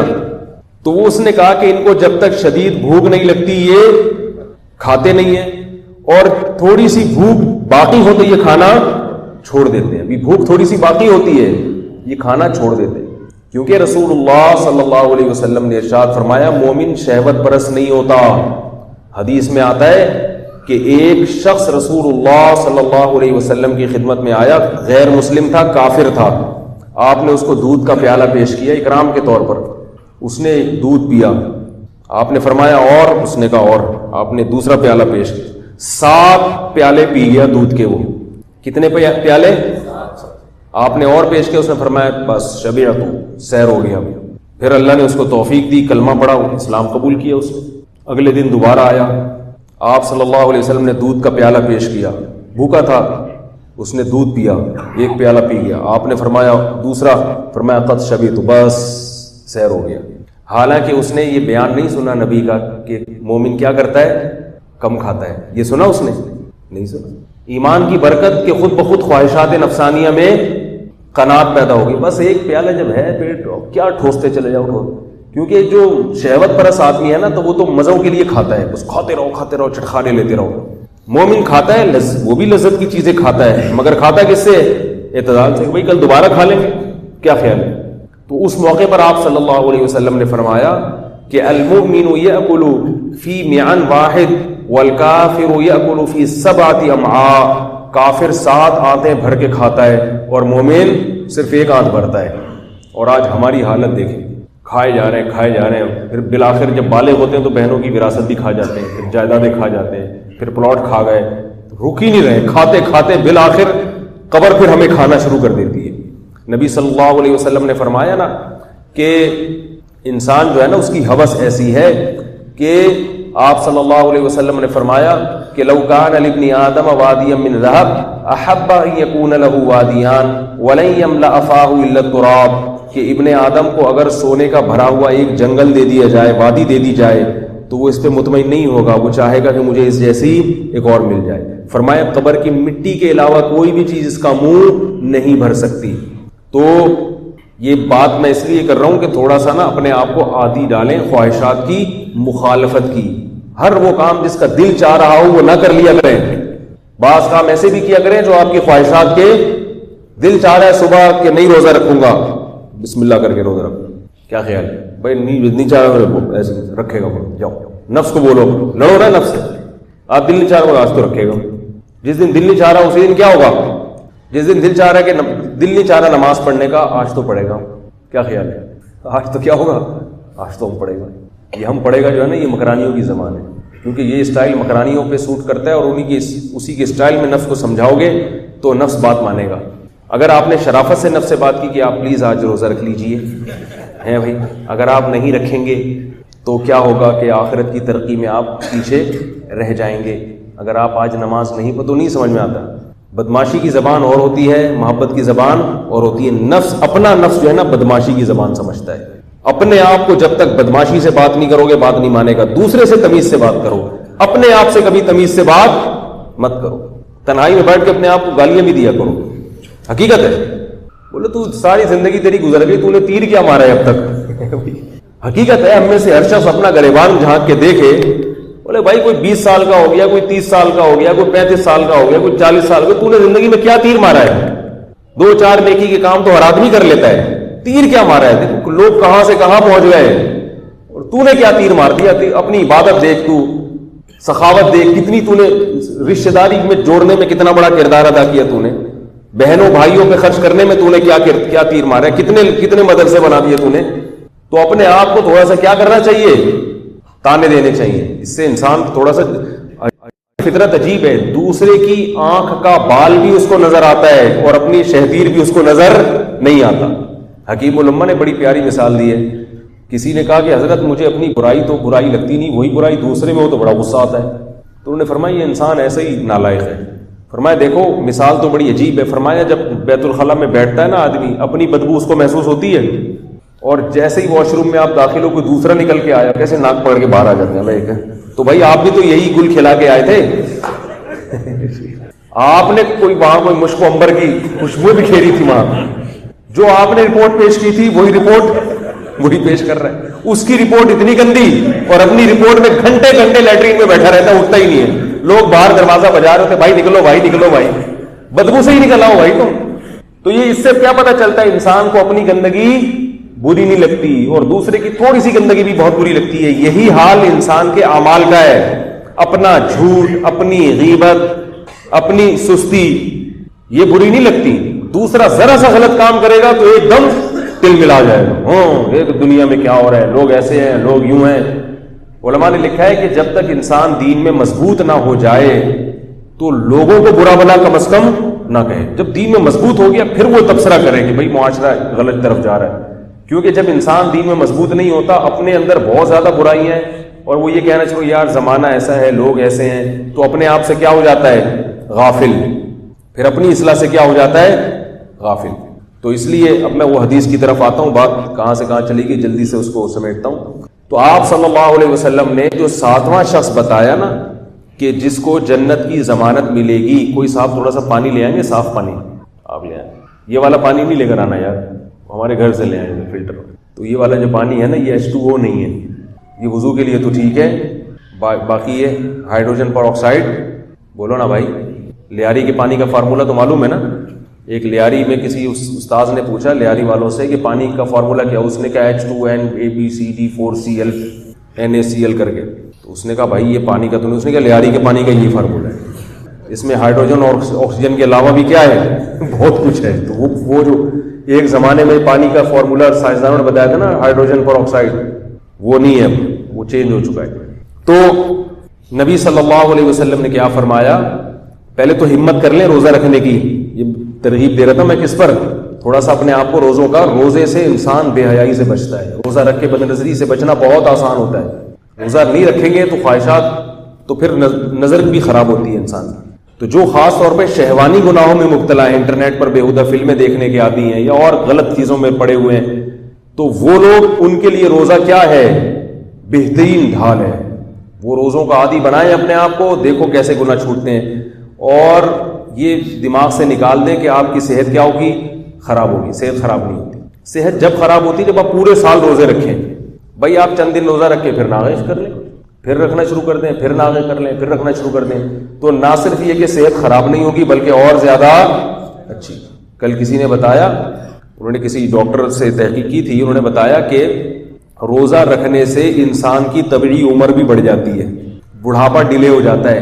نہیں آ رہی بات؟ روزہ رکھنے سے آپ کے جو سیل ہے نا, جو ٹوٹ پھوٹ ہو رہی تھی, جو آپ کو بڑھاپے کی طرف لے کے جا رہے تھے, اس بڑھاپے کا عمل کیا ہو جاتا ہے, سست. تو جوانی آپ کی تھوڑی سی کیا ہو جائے گی, بڑھ جائے گی, ختم نہیں ہوگی. یہ ذہن میں رکھو, اس کو شائن کریں گے ہم جو بوڑھے تھوڑے سے دیر سے ہوں گے. کیونکہ جب ابھی اس میں زیادہ نہیں جاتا, اس کے دلائی نہیں دیتا, بیان رہ جائے گا پورا, یہ ہمارا وہ میڈیکل سائنس کا ایک وہ موضوع بن جائے گا. تو روزہ رکھنا بہرحال صحت کے لیے, اور گرمیوں کے روزے تو مال غنیمت ہے. کیا خیال ہے؟ تو روزہ رکھنے سے جب کمزوری ہوتی ہے, جب آپ روزے پہ روزے رکھتے ہی چلے جائیں اور کبھی ناغا ہی نہ کریں, تو ایسا تو نہیں کرتا نا کوئی بھی, رکھیں پھر ناغا بھی کریں. پھر جب آپ کھائیں گے تو پہلے سے زیادہ اچھے ہو جائیں گے, پھر ناغا شروع کر دیں, پھر رکھنا شروع کر دیں, فٹ فاٹ رہیں گے, صحت اچھی رہے گی, بیماریوں سے دور رہیں گے. اور روزے میں ایکسرسائز بھی کیا کریں. اب آپ کہیں گے کس قسم کی باتیں کر رہا ہے یار. روزے میں جب آپ اگر سارا دن آفس ورک کرتے ہیں, ایئر کنڈیشن میں بیٹھے رہتے ہیں, تو عصر کے بعد یا مغرب سے پہلے تھوڑی دیر ایکسرسائز کیا کریں. لوگ یہ سمجھتے ہیں ہم نے تو سارا دن کچھ نہیں کھایا تو ایسا نہ ہو ایکسرسائز ہو تو مر جائیں. کچھ بھی نہیں مر. جتنا اپنے آپ کو عادی بناؤ گے نا, یہ جسم بڑی ڈھیٹ چیز ہے, آپ کو بتا دوں میں. اس کو جس محنت کا عادی بنا دو یہ بن جاتا ہے. دیکھو ایک باڈی بلڈر 100 kg وزن اٹھاتا ہے. ہم تصور کر سکتے ہیں کہ ہم 100 کلو وزن اٹھائیں, لیکن وہ اٹھا لیتا ہے. کیوں؟ اس لیے نہیں کہ آج وہ اٹھا رہا ہے, وہ شروع سے کیا کر رہا ہے, تھوڑا تھوڑا اپنے آپ کو عادی بنا رہا ہے. بناتے بناتے بناتے بناتے یہ اللہ نے باڈی میں طاقت رکھی ہے نا. اسی طرح یہ جو جم جانے والے لوگ ہیں نا, جم جو جاتے ہیں نا, تو وہاں جو استاذ ہوتے ہیں, یہ ان میں 2 قسم کے نظریات ہیں. جیسے علماء کے 2 اقوال ہوتے ہیں نا, ایک قول امام شافعی کا, ایک امام ابو حنیفہ کا. تو ہر فیلڈ میں اختلاف ہوتا ہے. ڈاکٹروں میں بھی رائے ہوتی ہیں, ایک قول فلاں کا, ایک قول فلاں کا. تو فلاسفر میں بھی اختلاف ہوتا ہے. ایسے ہی ہر فیلڈ میں اختلاف ہے. تو یہ جو جم میں جا کے لڑکے ایکسرسائز کرتے ہیں نا, تو جم کے دوران, ایکسرسائز کے دوران کچھ کھانا چاہیے یا نہیں کھانا چاہیے, اس میں کتنے قول ہیں؟ 2 قول ہیں. بات سمجھیں. ایک قول یہ ہے جو جمہور کا قول ہے, جو جتنے بھی بلڈرز ہیں نا بڑے بڑے, ان میں جو جمہور ہے نا, ان کا قول یہ ہے کہ ایکسرسائز کے دوران کچھ نہ کچھ لکوڈ چیز. ابے یار بولو نا, کوئی ایکسرسائز تو کرتے تو یہ حالت نہ ہوتی. لکوڈ چیز جو ہے نا, کچھ نہ کچھ آلو کھا لو درمیان میں. دیکھا ہوگا آپ نے کبھی کوئی جم جانا ہو تو وہاں وہ آلو کھا رہے ہوتے ہیں باڈی بلڈر, وہ ڈنڈ پیل رہے ہوتے ہیں اور تھوڑے میں آلو کھائیں گے, کوئی انڈا کھائے گا. کسی نے جوس کی ایک بوتل رکھی ہوئی ہوتی ہے اپنے پاس, وہ جوس پی رہے ہوتے ہیں نا تھوڑی تھوڑی دیر کے بعد. تو وہ کس کے قول پہ عمل کر رہے ہوتے ہیں؟ بولو بھائی, جمہور کے قول پر, جو مفتا بھی ہی قول ہے, جس پہ فتویٰ ہے. جزاک اللہ. تو یہ جمہور کا قول ہے. تو میں نے دونوں اقوال کی بڑی ریسرچ کی ہے. میں نے کہا یار بعض لوگ کھاتے ہیں اور بعض بالکل بھی نہیں کھاتے. وہ کہتے ہیں نہیں, جم باڈی بلڈنگ کے دوران کھانا پینا کیا ہے, نقصان دہ. بس جب جم سے فارغ ہو, ایکسرسائز ختم ہو جائے, اس کے بعد جا کے کھاؤ. تو عقل مند آدمی کیا کرتا ہے, دونوں قولوں میں تطبیق دیتا ہے نا. بھائی دونوں الگ الگ فرقہ بنانے کے بجائے بہتر نہیں ہے کہ دونوں قولوں میں ایک ایسا تطبیق دے دی جائے. تو میں نے اس میں بڑی تحقیق کی. میں نے کہا یہ 2 رائے کیوں ہیں؟ تو اصل میں دونوں رائے صحیح ہیں.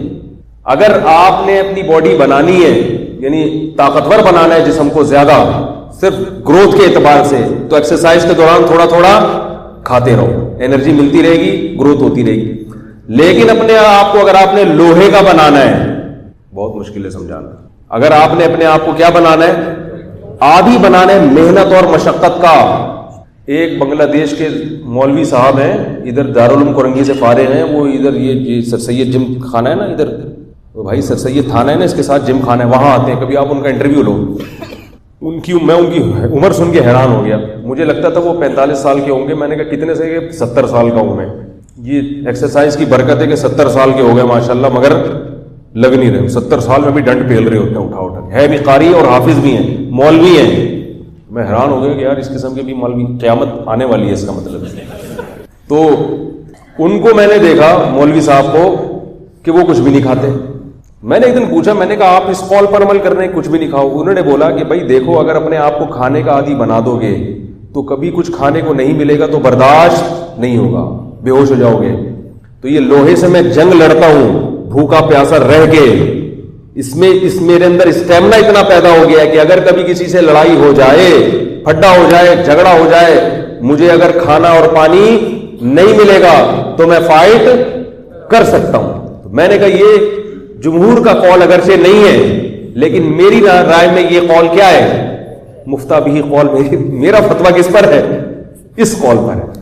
اس سے اسٹیمنا کیا ہوتا ہے, ہر جگہ تھوڑی آپ, اب جو آدمی اپنے آپ کو ایکسرسائز کے دوران عادی بنا دے گا تو چسکے لیتا رہے گا اس کے گلوکوز, کہیں میرا پسینہ بہت نکل گیا تو 2 چمچے گلوکوز کی ریکوری ہو, تو وہ پھر لڑائی کے دوران بھی کیا کرے گا, کہیں جھگڑا ہو رہا ہے کہ یار گلوکوز کی بوتل لے کر آ جلدی سے, ایک مکہ مارنا ہے اس میں, جلدی سے گلوکوز بوتل لے کر آ یار, بوتل لے کر, چینی کھلا جلدی سے, اس کو مکہ لگانا ہے میں نے. تو ایسے لوگ کیا کرتے ہیں کہ اب آپ دیکھ رہے نا, ہم بچپن میں یہ جو کراچی میں بھی 2 سال پہلے گرمی کا ایک زوردار دھچکا لگا تھا, کتنی جنازے اٹھے ہیں. یہ دھچکے پہلی دفعہ نہیں لگے ہیں, ہم دیکھتے تھے ہمارے بچپن میں بھی ایسی گرمیوں کے لہر آتی تھی, کوئی بھی نہیں مرتا تھا. اب کیا ہے کہ لوگ اتنے عیش و عشرت کے عادی ہو گئے ہیں, گرمی برداشت ہی نہیں ہوتی ہے. ذرا 24 گھنٹے ایئر کنڈیشن میں بیٹھے ہوئے ہیں, ذرا سی پسینہ نکلا. ہمارے ہاں لندن سے کچھ مہمان آئے تھے, تو گرمی میں ذرا سی گرمی ہوتی فوراً وہ ORS پانی میں ڈال کے پی رہے ہیں. ہم نے کہا یار یہ کیا کر رہے ہو, اس نے کہا پسینہ نکلا ہے ایکچولی پسینہ نکلنے سے ہوتا یہ ہے کہ انرجی کیا ہو جاتی ہے, کچھ کم ہو جاتی ہے, تو اس کی ریکوری کے لیے ہمیں ORS پینا پڑتا ہے. ہم نے کہا بھائی ہمارے تو پسینے نکلتے ہیں, ہم تو اسکول میں جاتے تھے موٹے موٹے بستے لٹکا کے شدید گرمی میں, ہمارا اسکول گھر سے 3-4 کلومیٹر دور تھا, پیدل جاتے تھے, پسینہ ہو کے آتے تھے, وہیں صرف پانی پیتے تھے, صرف سادہ پانی پیا اور گھر سے ناشتہ کر کے جاتے تھے, پھر سارا دن کچھ نہیں کھایا, پھر دوپہر گھر آ کے کھانا کھایا. تو ہمیں تو کبھی نہیں ہوا کہ یار وہ پسینہ نکلا تو ہائی یوں ہو رہا ہے. ابھی ذرا سی گرمی پڑتی ہے جنازے اٹھنا شروع ہو جاتے ہیں. یہ کیا ہے, یہ جو پسینہ جب جسم سے نکلتا ہے میرے بھائی, اس کے لیے کوئی گلوکوز لینے کی ضرورت نہیں ہے. اللہ نے آپ کی باڈی کا سسٹم اتنا طاقتور رکھا ہے کہ جب آپ کے جسم سے نمکیات کی کمی ہوگی تو جب کھانے کے ٹائم پہ آپ کھانا کھاؤ گے نا, تو جتنا نمک اس میں ہوگا وہ سارا آپ کا جسم چوس لے گا. جسم سب سے پہلے خود ہی کمی پوری کرتا ہے ہر چیز کی. تو اپنی باڈی کو ایسا سخت انسان بنائے کہ اس کو ذرا سی بات پہ چیزوں کی ضرورت نہ رہے. تو یہ روزہ رکھنے سے فائدہ ہوتا ہے. روزہ رکھ کے جب آپ کو بھوک اور پیاس لگے گی, آپ کی باڈی بھوک اور پیاس یعنی کھانا مانگے گی, پانی مانگے گی, مگر آپ اس کو نہ کھانا دو گے نہ پانی دو گے, تو جسم مرے گا نہیں, بلکہ وہ اپنے آپ کو اسی حساب سے ایڈجسٹ کرنا شروع کر دے گا, وہ عادی ہو جائے گا. میں نے طب کی کتابوں میں پڑھا ہے, قدیم حکیموں کی کتابوں میں, عربی کتاب جو ہے اس میں لکھا ہے صوفیہ کرام پہلے لوگوں کو منع کرتے تھے بہت زیادہ پانی مت پیو, اس لیے کہ اس سے نیند زیادہ آتی ہے, عبادت میں خلل ہوتا ہے. اور انہوں نے یہ تحقیق لکھی ہے کہ جو زیادہ پانی نہیں پیتے تو ان کا جسم خود بخود اپنے آپ کو کم پانی پہ کیا کر لیتا ہے, ایڈجسٹ کر لیتا ہے. وہ خود بخود ادھر ادھر سے جو ہے نا وہ پانی لے کے جذب کر لیتے ہیں. لیکن میں آپ سے نہیں کہہ رہا کہ آپ کم پانی پیئیں, وہ آپ ڈاکٹر حکیموں سے پوچھیں. یہ تو ایک ایسی رپورٹ پیش کی ہے کہ ایسا پتھری وتری ہو گئی میرے گلے پڑ جائے گا. تو اللہ تعالیٰ نے روزے میں کیا برکت رکھی ہے کہ آپ کی باڈی اسی حساب سے عادی ہو جاتی. اور اگر نہیں رکھے روزے آپ نے, کھاتے رہو, پھر کسی دن ایک دن کبھی ناغا ہو گیا تو مر جاؤ گے. آج ہمارے ابا کا صبح 1 پراٹھا رہ گیا تھا, اس وجہ سے وہ اس دنیا سے ہمیشہ 2 کا معمول تھا. دسترخوان پہ جب انہوں نے 1 دیکھا, اسی سے کیا ہو گیا, اسی سے دنیا سے چلے گئے. یہ ہوتا ہے. میرا بیان کا موضوع تو خیر رہ گیا, لیکن اچھی بات ہے اگر اسی بہانے آپ لوگ روزے رکھنا شروع کر دیں. میں سوالات کے جوابات دے دیتا ہوں. فیس بک والے سوال نہ پوچھیں بھائی ذرا پلیز, وہ سوالات پوچھنا شروع کر دیتے ہیں تو پھر ان کی توجہ جو ہے یہاں سے ہٹ جاتی ہے, بیان سے ہٹ جاتی ہے پھر ان کی توجہ. یہ ذرا اتنا رکھیں نا, تو پورا آپ نے یہ پہلے مکمل کر لو پھر دیجیے گا. کیا قادیانیوں سے محلہ داری کی وجہ سے آفس میں کام کرنے میں میل جول رکھنا جائز ہے؟ جائز نہیں ہے. دوستی رکھنا جائز ہے؟ جائز نہیں. صرف اس نیت سے دوستی رکھ سکتے ہیں کہ اس کو تبلیغ کریں. اگر مایوس ہو گئے ہیں اس سے تبلیغ سے تو پھر اس سے تعلق ختم کر دیں. دشمنی نہ رکھیں, بس دوستی نہ رکھیں, نہ دشمنی نہ دوستی. والدہ نے کچھ پیسے نیشنل بینک میں فلاح و بہبود کی اسکیم میں جمع کرائے جس میں ماہانہ منافع کچھ ملتے ہیں, تو کیا یہ منافع جائز ہیں؟ کوئی کمانے والا بھی نہیں ہے اور میری تعلیم مکمل. بالکل حرام ہے, خالص سود ہے بھائی, بالکل جائز نہیں. کوئی شخص نکاح کے قابل ہے اور وہ نہیں کرنا چاہتا اور وہ گناہ سے بھی بچ رہا ہے, اور وہ اگر نکاح نہ کرے تو پکڑ تو نہیں ہوگی؟ نہیں, لیکن بہت بڑی خیر اور برکت سے محروم ہو جائے گا. نکاح کر لیتا, شاید اللہ اس کی اولاد میں ایسے لوگ پیدا کر دیتے جو اس کے لیے صدقہ جاریہ بن جاتے. امام ابن تیمیہ رحمہ اللہ نے لکھا ہے کہ بعض دفعہ نکاح کے برکت سے, نکاح کے نتیجے میں امام شافعی اور احمد ابن حنبل جیسے لوگ پیدا ہوئے ہیں. اگر امام شافعی کے والد نکاح ڈیلے کر دیتے کہ چھوڑو یار عبادت کرو, اللہ اللہ کرو, تو امام شافعی پیدا ہوتے. کیسے کیسے لوگ پیدا ہوئے نکاح کی برکت سے. اس لیے شریعت نے نسل بڑھانے کا حکم دیا ہے. تو نکاح کریں کس لیے؟ تاکہ نسل بڑھے. اور یہ بات یاد رکھو, اسلام دنیا میں جتنا مسلمانوں کے گروتھ ریشو کی وجہ سے پھیلا ہے اتنا کسی اور وجہ سے نہیں پھیلا. اور اب بھی دنیا میں جو اسلام سب سے زیادہ پھیل رہا ہے وہ کنورژن کے اعتبار سے نہیں ہے کہ غیر مسلم اسلام قبول کر رہے ہیں, وہ بھی کر رہے ہیں, لیکن اس کا ریشو کم ہے. گروتھ ریشو کیا ہے؟ زیادہ ہے. ہندوستان میں ہندو کا جو گروتھ ریشو ہے وہ غالباً 2% ہے, اور مسلمانوں کا اس کے مقابلے میں 8 یعنی 4 گنا زیادہ ہے. ہندو اس سے پریشان ہے, کیونکہ 4 گنا زیادہ کا مطلب یہ ہے کہ 20-30 سالوں میں مسلمانوں کی کیا ہو جائے گی؟ اکثریت ہو جائے گی. پوری زندگی آپ تبلیغ میں لگا دو, تبلیغ کی میں اہمیت کا منکر نہیں ہوں, اور درس قرآن کی محفلیں لگا دو, اتنا اسلام نہیں پھیلے گا جتنا گروتھ ریشو سے. کیونکہ اب جتنے لوگ ہیں 30-40 سال کے بعد یہ دنیا میں نہیں ہوں گے, ان کی اولادیں ہوں گی. اولادیں اگر زیادہ ہیں تو ہم زیادہ ہوں گے, ہماری اولادیں کم ہیں تو ہم کیا ہو جائیں گے؟ کم ہو جائیں گے. 2 اور 4 کی طرح بات ہے جو سمجھ میں آ نہیں رہی. اسی وجہ سے نبی صلی اللہ علیہ وسلم نے بہت سخت تاکید کی ہے, کم نہیں ہے. میری جو کتاب ہے نا جو میں نے اس موضوع پر لکھی ہے اس میں 50 صفحے صرف اولاد کی ترغیب پر جو روایتیں ہیں, 50 صفحے صرف اس پر ہیں کہ کس طرح سے حدیث میں, قرآن میں اور احادیث میں نسل بڑھانے کی نبی صلی اللہ علیہ وسلم نے ترغیب دی ہے, اور کتنی خیر و برکت اس میں بتائی ہے.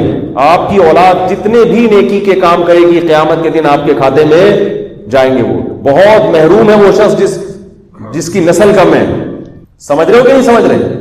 ایک دفعہ مجھے ایک صاحب کہنے لگے یار وہ علماء کو تو زیادہ اولادیں نہیں ہونی چاہیے, قوم کے جو میچور لوگ ہیں ان کی اولادیں زیادہ نہیں ہونی چاہیے, تو وہ اصل میں کیونکہ ان کی مصروفیت زیادہ ہے تو اولاد زیادہ ہوگی تو ان کو پالنے کے مسائل, اسلام کو نقصان ہوگا, فائدہ نہیں ہوگا. میں نے کہا کہ حضرت عثمان رضی اللہ تعالی عنہ بھی اگر یہ بات سوچ لیتے. حضرت عثمان کی تو 4 بیویاں تھیں, اور چوتھی شادی حضرت عثمان نے اس وقت کی ہے جب چاروں طرف سے محاصرہ چل رہا تھا, انتہائی فتنے کی حالت میں, اتنی ٹینشن کے چاروں طرف سے خوارج کا فتنہ سر اٹھا رہا ہے, بغاوتیں ہو رہی ہیں, اور اس دوران حضرت عثمان نے کیا کیا؟ نکاح کیا. نسل نہیں روکی کبھی بھی صحابہ نے, نکاح سے کبھی نہیں رکے. میں نے کہا حضرت عثمان ہماری یہ تقریریں سن لیتے اس زمانے میں خدا نخواستہ, اور کہتے چلو ٹھیک ہے فی الحال تو چاروں طرف بغاوتیں ہو رہی ہے, بھی نہیں بچے زیادہ نہیں, تو مفتی تقی عثمانی صاحب پیدا, بولو نا بھائی, نہیں ہوتے. مفتی تقی عثمانی صاحب حضرت عثمان کی اولاد میں ہیں. مفتی شفیع عثمانی صاحب پیدا, بول لو نا یار, نہیں ہوتے. مولانا ظفر احمد عثمانی پیدا نہیں ہوتے. سمجھ رہے ہو؟ اگر حضرت عمر فاروق رضی اللہ تعالیٰ عنہ یہ سوچ کے کہ اتنی ٹینشن والی زندگی گزار رہا ہوں, اسلام کو بھی دنیا میں غالب کرنا ہے, چھوڑو یار 1 آدھ بیوی اور 1 آدھ بچہ ہی مناسب رہے گا, اس کی اچھی طرح سے بہترین تربیت کروں گا, اسے کیا بناؤں گا میں؟ بڑا آدمی بناؤں گا. تو مولانا اعظم فاروقی پیدا ہوتے ہیں بھائی. جتنے بھی فاروقی بڑے بڑے وہ گزرے ہیں نا جنہوں نے دین کا بہت کام کیا, وہ لوگ پیدا نہ ہو. ایک صاحب مجھے کہنے لگے دیکھو ابن تیمیہ رحمۃ اللہ علیہ نے دین کی اتنی خدمت کی اور انہوں نے نکاح نہیں کیا تھا. واقعی انہوں نے نکاح نہیں کیا, تو ابن تیمیہ نے نکاح نہیں کیا, دین کی اتنی خدمت کی. میں نے کہا ابن تیمیہ کے والد بھی بہت دین کی خدمت کر کے گئے, اگر وہ بھی یہ سوچتے تو ابن تیمیہ پیدا نہ ہوتے, اور ابن تیمیہ اگر نکاح کر لیتے تو معلوم نہیں اور ان کی اولاد میں کتنے ابن تیمیہ پیدا ہو جاتے. تو یہ بکواسات ہیں, فضول قسم کی فیملی پلاننگ والوں کی باتیں ہیں. اور یہ جو کہتے ہیں نا کہ تربیت نہیں ہو سکے گی, یاد رکھو تربیت کا مفہوم دنیا داروں کی نظر میں جو ہے اللہ کی نظر میں وہ مفہوم نہیں ہے. ہمارے ہاں تربیت کہتے ہیں بچہ ڈاکٹر انجینئر بن جائے. اس کا مطلب جو بیچارے ٹماٹر بیچ رہے ہیں, جو موچی ہے, وہ تو جہنم میں جائے گا. پھر اللہ کی نظر میں تربیت یہ کہ ہدایت مل جائے, پیسہ نہیں ہے تربیت میں. اور ہدایت کی 2 قسمیں ہیں, ایک ہدایت کبرا اور ایک ہدایت صغرا. بڑی ہدایت یہ ہے کہ ایمان مل جائے اس کو, چاہے گناہگار ہی کیوں نہ ہو. تو جب تک مسلمان بچہ پیدا ہو رہا ہے چاہے وہ گناہگار ہی کیوں نہ ہو, اس کا مطلب بڑی تربیت اس کی حاصل ہو رہی ہے. قرآن کے الفاظ دیکھیں, وَلَعَبْدٌ مُؤْمِنٌ خَيْرٌ مِّن مُشْرِكٍ وَلَوْ أَعْجَبَكُمْ. فرمایا ایک مسلمان غلام تو چپڑاسی سے بھی بدتر ہوتا ہے. یہ جو چپڑاسی ہوتا ہے نا بیچارہ، جس کی کوئی عزت نہیں ہوتی معاشرے میں، یا موچی جس کی بیچارے کی کوئی عزت نہیں ہوتی، اس سے بھی بدتر زندگی کس کی ہوتی ہے؟ غلام کی، جس کا آج رواج ختم ہو گیا۔ اللہ فرماتے ہیں وہ غلام جو مسلمان ہے، عمل کی شرط نہیں لگائی اللہ نے، صرف اللہ اس کے رسول پر ایمان رکھنے والا ہے، فرمایا اس کافر سے بہتر ہے جو مشرک ہے اور آزاد ہے، عزت دار ہے۔ نہیں یاری بات میں رکھا لیں تو دنیا داروں کی نظر میں جو تربیت کا مفہوم ہے وہ ہے بچے ڈاکٹر بن جائیں، انجینئر بن جائیں، سوٹ ٹائی لگا کے آفس جایا کریں اور دولت لے کے گھر میں آیا کریں۔ ان کی نظر میں یہ بیچارے جو گلی محلے میں ٹماٹر بیچ رہے اور یہ جو خربوزے بیچ رہے، یہ لوگ تربیت یافتہ نہیں ہیں۔ اللہ کی نظر میں تربیت کا مفہوم کچھ اور ہے۔ سمجھ میں آ رہی ہے بات؟ اللہ کی نظر میں تربیت کا مفہوم کیا ہے کہ سب سے پہلے ایمان ملے۔ اگر ایمان نہیں ملے تو کتنی ہی سوٹ ٹائی لگا لو، لوگوں سے تھینک یو ہیلو ہائی کر کے بات کر لو، جائے گا کہاں؟ جہنم کی آگ میں۔ کیونکہ اللہ نے فرمایا کہ وہ غلام جو مومن ہے وہ اس مشرک سے بہتر ہے۔ کتنا بہتر ہے یہ نہیں بتایا اللہ نے، 1000 لاکھ گنا بہتر ہے کہ جو آزاد مشرک ہے۔ کیوں؟ اللہ نے وجہ بیان کی، فرمایا اولئک یدعون الی النار، یہ لوگ تمہیں جہنم کی آگ کی طرف بلا رہے ہیں۔ واللہ یدعو الی الجنہ والمغفرۃ باذنہ، اور اللہ جس توحید کی طرف تمہیں بلا رہا ہے وہ تمہیں اللہ کی مغفرت اور اللہ کی جنت کی طرف لے کر جائے گی۔ پہلے یہاں اللہ نے مغفرت کا ذکر بھی کیا۔ مغفرت وہیں ہوتی ہے جہاں بدعمالیاں بھی ہوتی ہیں۔ تو اللہ فرماتے ہیں کہ مسلمان ہے، بدعمل ہونے کے باوجود اللہ کی کیا ہوگی؟ مغفرت ہوگی۔ کچھ کی تو زندگی توبہ سے ہو جائے گی، کچھ کی قبر میں کچھ دن ٹھکائی لگ کے ہو جائے گی، کچھ زیادہ پاکستانی جو تھے اللہ بچائے ان کی تھوڑی لیٹ ہوگی، سب کی نہیں، آپ لوگوں کے علاوہ کی بات کر رہا ہوں، ان کی تھوڑی اور لیٹ ہو جائے گی، کچھ کو نبی کی سفارش کام آ جائے گی کسی کے، کچھ جہنم میں جا کے سزا کھا کے بالآخر پوری سزا کسی کو نہیں ملے گی۔ کیوں؟ اس لیے کہ کس کو مانتے تھے؟ اللہ کو مانتے تھے، اور کافر اللہ کو نہیں مانتا۔ اللہ کہتے تو کتنا ہی اچھا کیوں نہ ہو، تو مخلوق کے لیے اچھا ہوگا، میرے لیے اچھا نہیں ہے۔ تو جب تک ہماری اولاد میں مسلمان بچے پیدا ہو رہے ہیں، ہمیں یہ ڈر نہیں ہے کہ خدا نخواستہ مرتد ہو جائیں گے، تو بڑی تربیت الحمدللہ ان کو حاصل ہے۔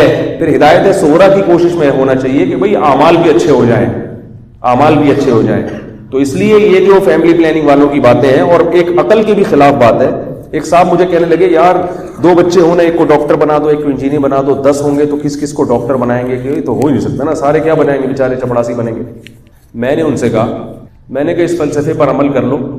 میں نے یہ دیکھا بعض یہ جو فلسفی قسم کے لوگ ہوتے ہیں نا، جو وحی کی تعلیمات کے بغیر اپنی عقل استعمال کرتے ہیں، یہ ہمیشہ غلط جا رہے ہوتے ہیں، دیکھنے میں بڑے ذہین لگتے ہیں۔ میں نے کہا اللہ کے بندو، 17 گریڈ یا 17 گریڈ سے اوپر کا جو طبقہ ہے نا، یہ ہمیشہ آبادی کا 2 یا 3% ہوتا ہے، ایسا ہی ہے نا؟ کیا خیال؟ جب آپ کی گروتھ ریشو کم ہوگی، ہر گھر میں 2 بچے ہوں گے، تو آبادی کا تناسب خود بہت کیا ہو جائے گا؟ کم۔ تو اس میں 2% ہی ڈاکٹر بنیں گے، باقی پڑھ لکھ کے بھی چپڑاسی بننا پڑے گا ان کو۔ ارے بھائی سبھی کو 17 گریڈ کا آفیسر بنا دو گے، اس لیے کہ سب 2 بچے ہیں، تو سب اپنے والدین اپنے بچوں کو 17 گریڈ کا بنا دیں گے، تو 17 گریڈ کو گریڈ کام کس کام کا؟ وہ آفیسر حکومت کس پہ کرے گا؟ وہ آرڈر کس پہ چلائے گا؟ اس کا نتیجہ نکلے گا کہ سب پڑھ لکھ کے بھی کیا کریں گے؟ ہوٹلوں میں میزیں صاف کر رہے ہوں گے۔ تو وہ تو معاشرے کی ریکوائرمنٹ تو ڈاکٹر کی بھی 2% بمشکل 1% یا 2% ہوگی۔ اسی طرح جو اور دیگر آفیسرز ہیں فوج میں سارے بریگیڈیئر بن جائیں گے، تو پھر وہ بریگیڈیئر آرڈر کس پہ چلائے گا؟ تو یہ اتنے بیچارے سینس لیس لوگ ہیں، اور یہ دنیا کے بڑے بڑے مفکرین بنے پھرتے ہیں اور ہمیں سمجھا رہے ہیں، اور ہمیں مولویوں کہتے ہیں یہ بیکورڈ قسم کے لوگ ہیں، پرانی باتیں کرتے ہیں۔ ہم پرانی باتیں نہیں کرتے، ہم صحیح باتیں کرتے ہیں جو ان لوگوں کو ہضم نہیں ہوتی۔ اس لیے نسل بڑھاؤ، اس میں تمہارا بھی فائدہ ہے، تمہاری زندگی بھی ہنسی خوشی گزرے گی، اور اسلام بھی دنیا میں پھلے گا پھولے گا۔ جو قوم نسل بڑھائے گی مستقبل اسی کا ہے، یہ یاد رکھو۔ ابھی دیکھو کراچی میں مہاجروں کی نسل، مہاجروں میں جو ہے نا 2 بچے ہی اچھے۔ میں خود بھی اردو اسپیکنگ ہوں، اس لیے میری اس بات کو عصبیت یا تعصب پہ نہ لے کے جائیں۔ پٹھان یہاں کے آباد ہوئے ہیں، پہاڑ گنج ہمیں یاد ہے 20 سال پہلے ایک پٹھان ایک پہاڑی پہ نظر آتا تھا، دوسرا پٹھان دوسری پہاڑی پہ، 2-4 پٹھان تھے۔ کراچی جو تھا نا وہ اس میں اردو اسپیکنگ کی بہت زیادہ کیا تھی؟ کثرت تھی۔ کیا ہوا؟ پٹھانوں کا گروتھ ریشو بڑا، مہاجر کیونکہ پڑھے لکھے ہوتے ہیں، وہ اپنے آپ کو سمجھتے ہیں بہت پڑھے لکھے ہیں، تو ہمارے 8 بچے ہوئے تو لوگ ہم سمجھیں گے تو پڑھے لکھے ہیں ہی نہیں، ہم تو جاہل ہیں، تو ان کا گروتھ ریشو کیا ہوا؟ کم ہوا۔ تو سیاسی سطح پہ بھی ایم کیو ایم کیا ہوئی ہے؟ گروتھ ریشو کی وجہ سے کمزور ہو گئی. تو میں عصبیت کا قائل نہیں ہوں, مہاجر پٹھان کے فرق کا قائل نہیں ہوں, لیکن جو قائل ہیں, جو مہاجر پٹھان میں خدا معاذ اللہ نقل کفر فرق کرتے ہیں, ہم تو مولوی, ہم تو ان چیزوں کو مانتے ہی نہیں, لیکن جو مانتے ہیں ان کو بھی یہ بات سمجھنی چاہیے کہ اگر آپ سیاسی سطح پہ برتری چاہتے ہو تو آپ کو اپنی گروتھ ریشو بڑھانی پڑے گی. تو کسی بھی لحاظ سے آپ کو فائدہ نہیں ہے گروتھ ریشو کم کرنے پر, نہ سیاسی طرح.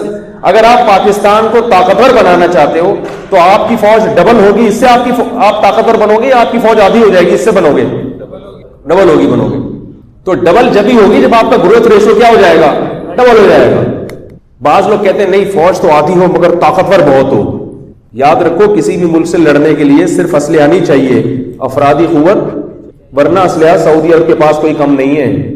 سعودی عرب کی آبادی نہیں ہے لہذا اس کی فوج نہیں ہے, تبھی سعودی عرب جب بھی کوئی آڑا وقت آتا ہے تو کہاں نظر ڈالتا ہے, پاکستان پہ ڈالتا ہے. تمہارے پاس بندے بہت ہیں, ہمارے پاس بندے کیا ہیں, شارٹ ہیں, بندے ہمارے پاس شارٹ ہیں. اور یہ جو لوگ کہتے ہیں نا کہ آبادی بڑھے گی تو رہائش کہاں ہوگی, گھر کہاں ملیں گے, کوئی بھی آپ کو صحیح کیلکولیشن کر کے نہیں بتاتا کہ کتنی بڑی دنیا ہے جو خالی پڑی ہوئی ہے. آپ کراچی سے حیدرآباد ذرا سفر کرو, اتنا ایریا خالی ہے کہ اگر برساتی مینڈکوں کی طرح بھی بچے پیدا ہونا شروع ہو جائیں نا, یہ 500 سال میں بھی بھرنے والا نہیں ہے. وہ بھائی وہ اللہ کی بنائی ہوئی زمین ہے, اس نے بڑی سوچ کے زمین کو ڈیزائن کیا. ہم کچا کچ کھارا در جا کے دیکھتے ہیں یار یہ بھی یہاں بھی لوگ, یہاں بھی لوگ, اگر مزید 20 پیدا ہو گئے تو کہاں جائیں گے. تو اللہ کے بندو کہاں جائیں گے, پھیلے گی آبادی. آدم علیہ السلام جب دنیا میں آئے تھے تو ایک ہی تھے نا, آدم اور حوا, لیکن آبادی بندی پورا چائنا وجود میں آ گیا, امریکہ وجود میں آ گیا, یوکے, ایسے ہی اور سینکڑوں ملک وجود میں آ سکتے ہیں. اتنی خالی زمین پڑی ہوئی ہے, اور زراعت کے لیے بہت زمین خالی پڑی ہوئی ہے جس کو ابھی چھیڑا ہی نہیں گیا ہے. آپ صرف یہ کراچی سے حیدرآباد ٹماٹر کے کھیت لگا دو یا آلو کے پیاز لگا دو, اتنا آلو پیدا ہو جائے گا کہ آپ فری میں بٹ رہا ہوگا. صرف کیا ہے کہ اس پہ محنت کرنے والے بازو کم ہیں. تو جب گروتھ ریشو بڑھے گا تو محنت کرنے والے بازو بڑھ جائیں گے, خود بہت آؤٹ پٹ زیادہ ہو جائے گا اس کا. تو اس لیے سب فضول قسم کی باتیں. یہ جو لوگ کہتے ہیں نا ہماری آبادی بڑھ گئی تو رہائش کے لیے ہمیں اتنے پلاٹ چاہیے ہوں گے, وہ نہیں ملیں گے, یہ اتنا بڑا جھوٹ ہے.